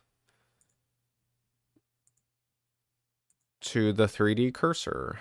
So set origin 3D cursor. 3D cursor. I'm not suspecting that this will break anything. Hopefully it won't, but I can't imagine that this would break anything. And then we're simply going to add a bone. Armature.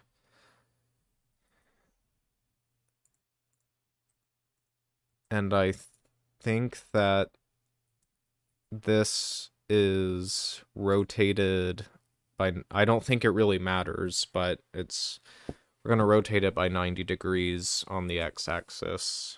And then we're going to call this B crowbar because there's already a vertex group.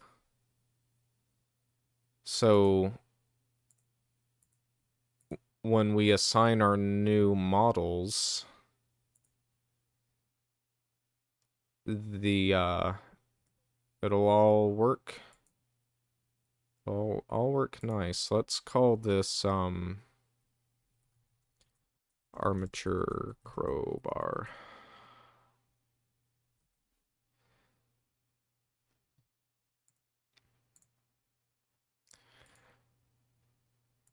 The other great thing is that we don't have to worry about messing with these materials as well, because it already works for us.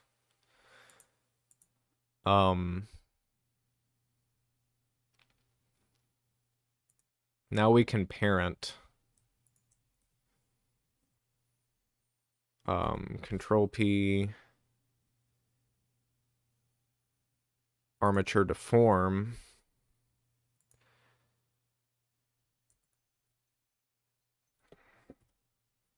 Armature deform.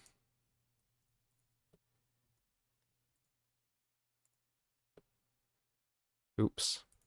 And then armature deform. So now if we move the bone around, let's just hide all this. If we move the bone around, the crowbar will follow. So it's all working as intended. Let's make sure that all of our physics model isn't working. Because there's no vertex group. Now, in terms of physics model, I don't know if we should add a I don't know. it imported without a vertex group. So let's take a look at this.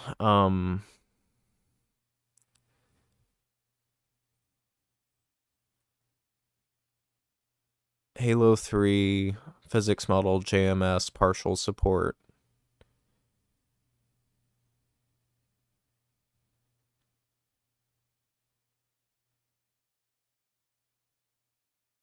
Okay, well, let's just, I, I, I don't know. It's probably some weird thing with physics model importing that doesn't fully carry over correctly. I have no idea. Let's assign that full weight. And will it work now? Yeah, we don't have to reparent it. I didn't think we needed to, but that's good to know. I think we're finished here with the Crowbar model. I've only been at this for about 2 hours, so that's pretty good. We do want to test this.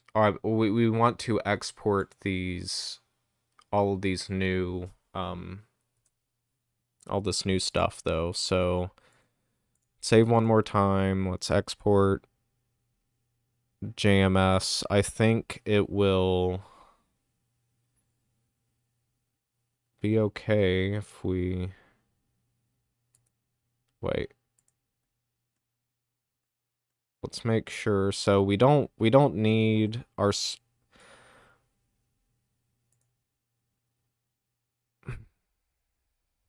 I might do this just to give that a crispier edge here. I might just add an edge split modifier and do mark sharp. Did that, wait, what? Did that mark sharp? Does that not do anything? Oh, it's so, oh, yeah, it did. It's just, I'll just keep it as is.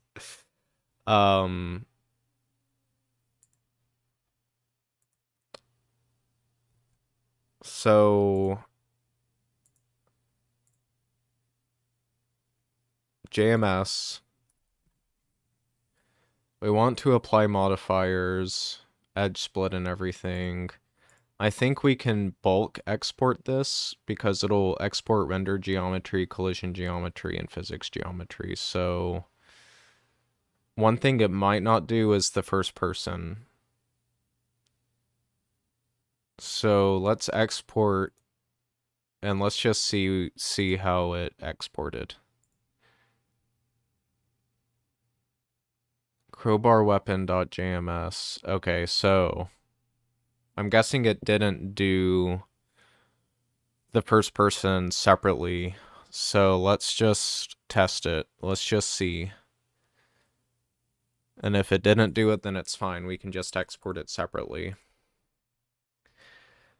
Import JMS. Let's look at the collision model first. Collision's fine. Let's look at the physics. Physics is fine. Now the one that's probably going to be broken, and that's the crowbar, just the typical. Yeah, so it exported both the third person and first person model together into one JMS, which is not what we want. So what we will do instead is we will just, of course, export one at a time. So We'll do the first person model first. Crowbar weapon FP.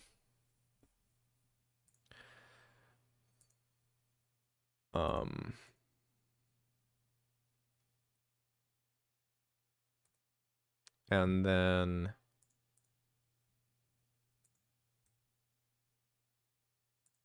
just the crowbar render. Export JMS. And we'll overwrite that. Now let's see.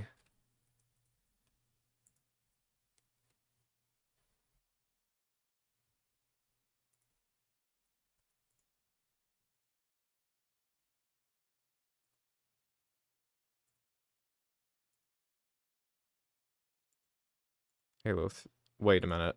Not import JMS. Do Halo 3.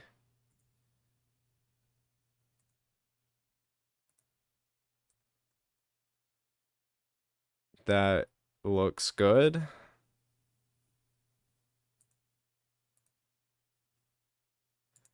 And let's look at the first person. That also looks good. I think we're cooking with gas now, so next thing we need to do is do the animations. Nude dope. Yeah. That does kinda... I can see that. I can definitely see that. That's short for diffuse, but yeah.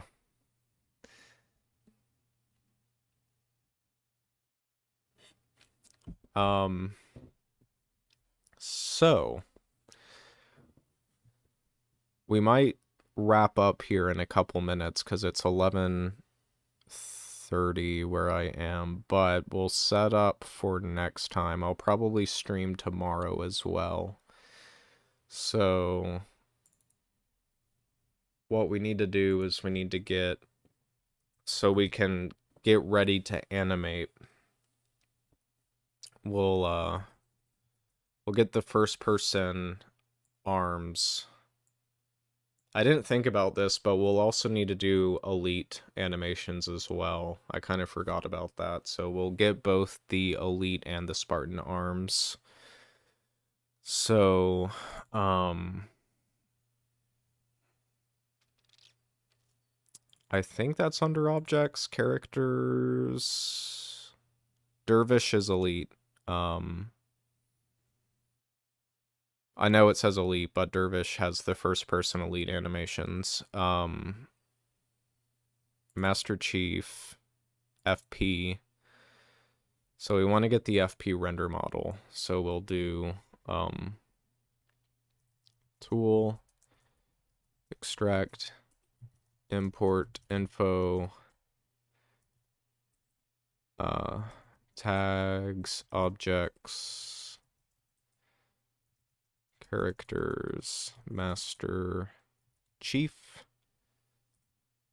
FP, and then FP dot render model. And while we're here, let's get the elite arms as well.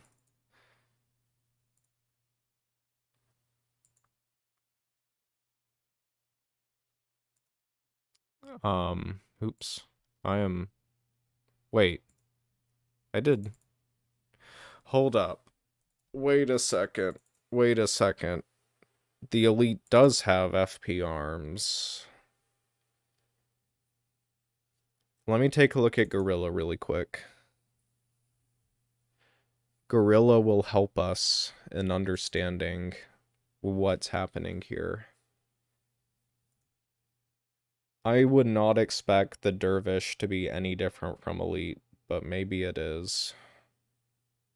Other than the actual model you see. Of course, the model you see is different, but... Huh. Okay, so...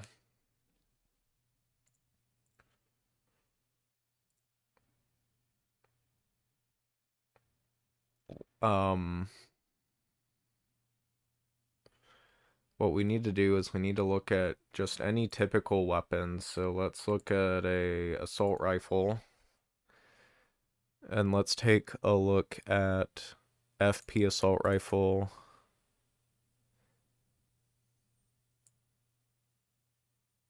And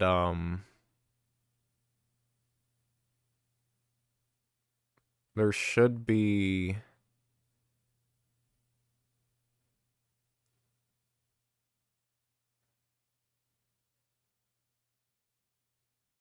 a reference to the animation graph in here. I don't see it though. Is it under weapon?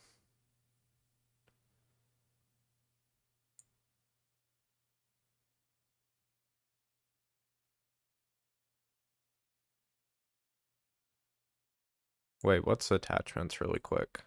Flashlight, okay. That's what I thought.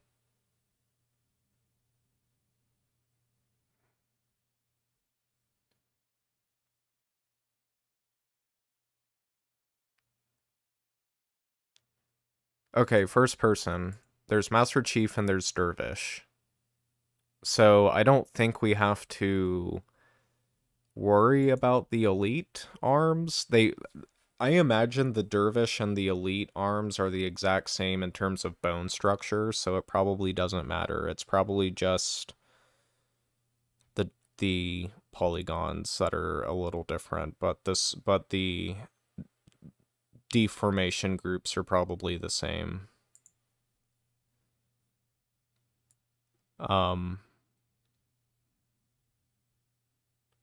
Okay, that makes sense. So, let's just get the Dervish arms and not the elite arms, because the elite arms may have like all different kinds of armor permutations that we don't need to concern ourselves with. So,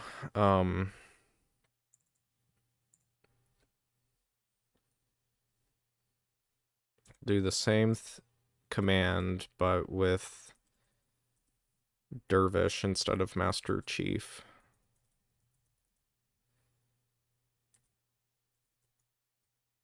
Oh my gosh. Dervish FP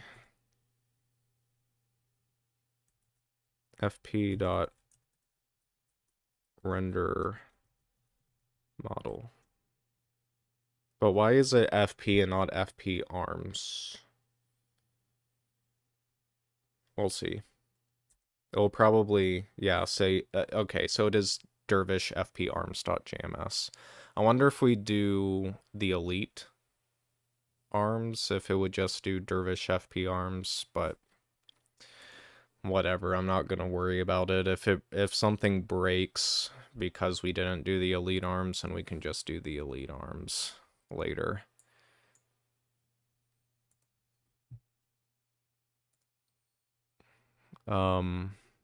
We want to get those. Wait, hold up. We can delete this weapons folder.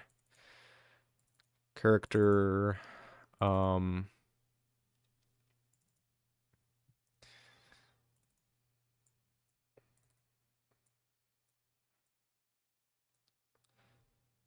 and get the Master Chief FP arms.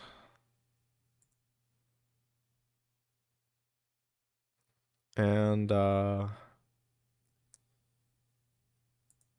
think we can get rid of this objects folder.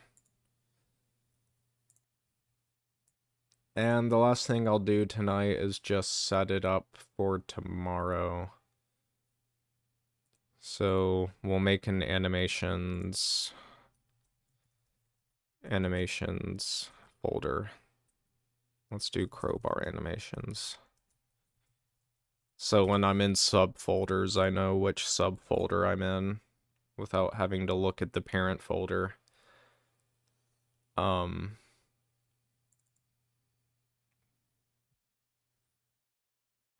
So what we will want to do is we will do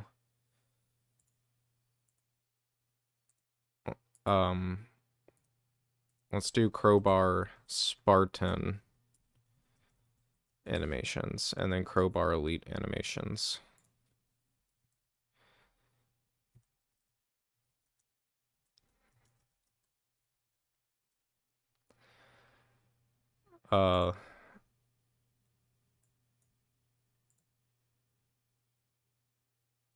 Let's import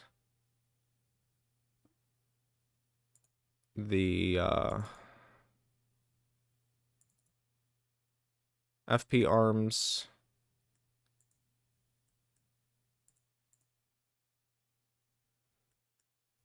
and this is probably okay, it is parented.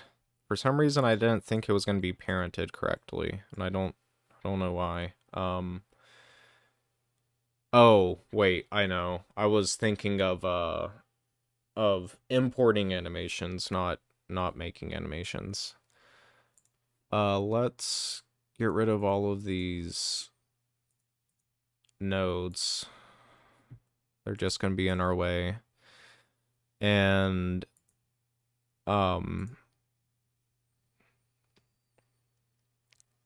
let's import our renderer, our first-person render model.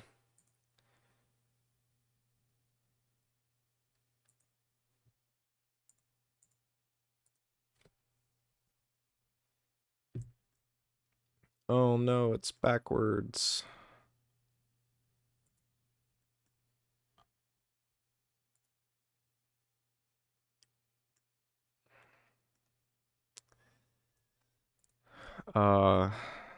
I think we want to, yeah.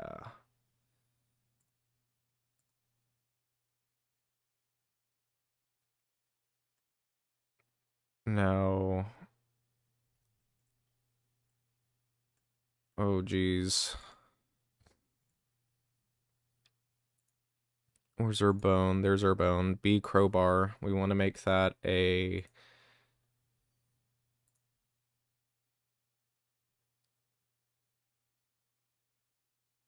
What? Can I,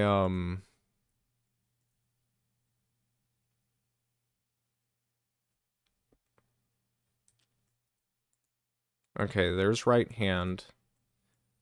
Just making sure that was the right. Can I do...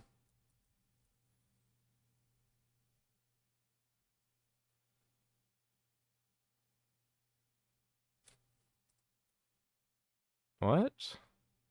Why is it in...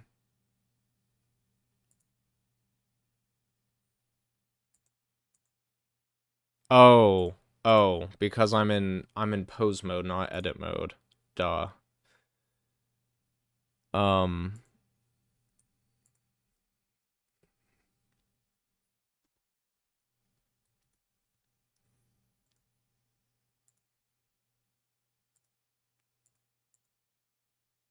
Okay. Oh, great. Why is that being funny?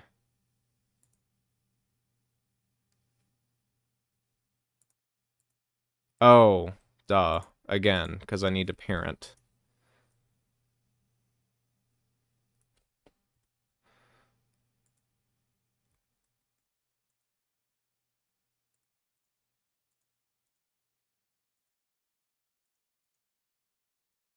Now it's doing what we want it to do. So I'll rotate it by 180. And I'll place it roughly where the hand is. Now we're getting into some major Halo 3 Half-Life stuff. Oh man. Oh, this is really funny.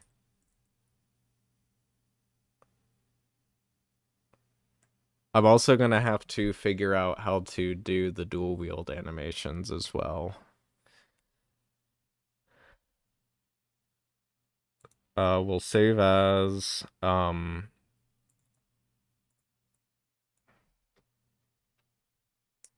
we'll call this what I'm gonna do is I'm going to save all of the blend files for each individual animation separately instead of having them all in one file, because I think that's going to make things a lot easier to keep track of instead of I don't know how the importer and or the JMA exporter handles like actions and stuff in Blender, so I think it's going to be a lot easier if we just keep each individual animation as a separate blend file. So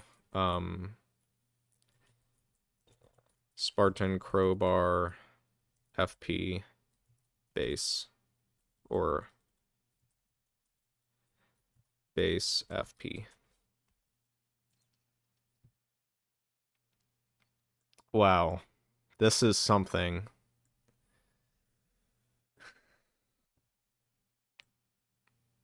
We're making good progress. We are making really good progress. So I think we'll end it for tonight. What I will do is I think I'll stream tomorrow as well. I might stream a bit earlier. So I think what I'm gonna do before I start streaming is that I'm going to uh get some reference animations for the crowbar, and then we can make animations based on those reference animations. So if that makes any sense, I don't know if that makes sense what I'm saying, but I'll get some animations from Bonobo, which is going to be like a tedious process that isn't going to be interesting at all. And then I'll get some for like the assault bomb or the skull first person animations, and then we can use those as a reference or a base for our crowbar animations. But that'll do it for tonight. I think we made really good progress. Like I said, I if I stream tomorrow, I'll probably get an earlier start. But yeah, we're I'm loving this. I think this is gonna turn out to be a really good weapon mod if I get it fully functioning correctly. And I will also release all of the files and the tags for other people to use in their own mods. So yeah, I'll end it there. So thanks for watching, and yeah, if I stream tomorrow, I will see you then. So thanks for watching. Goodbye.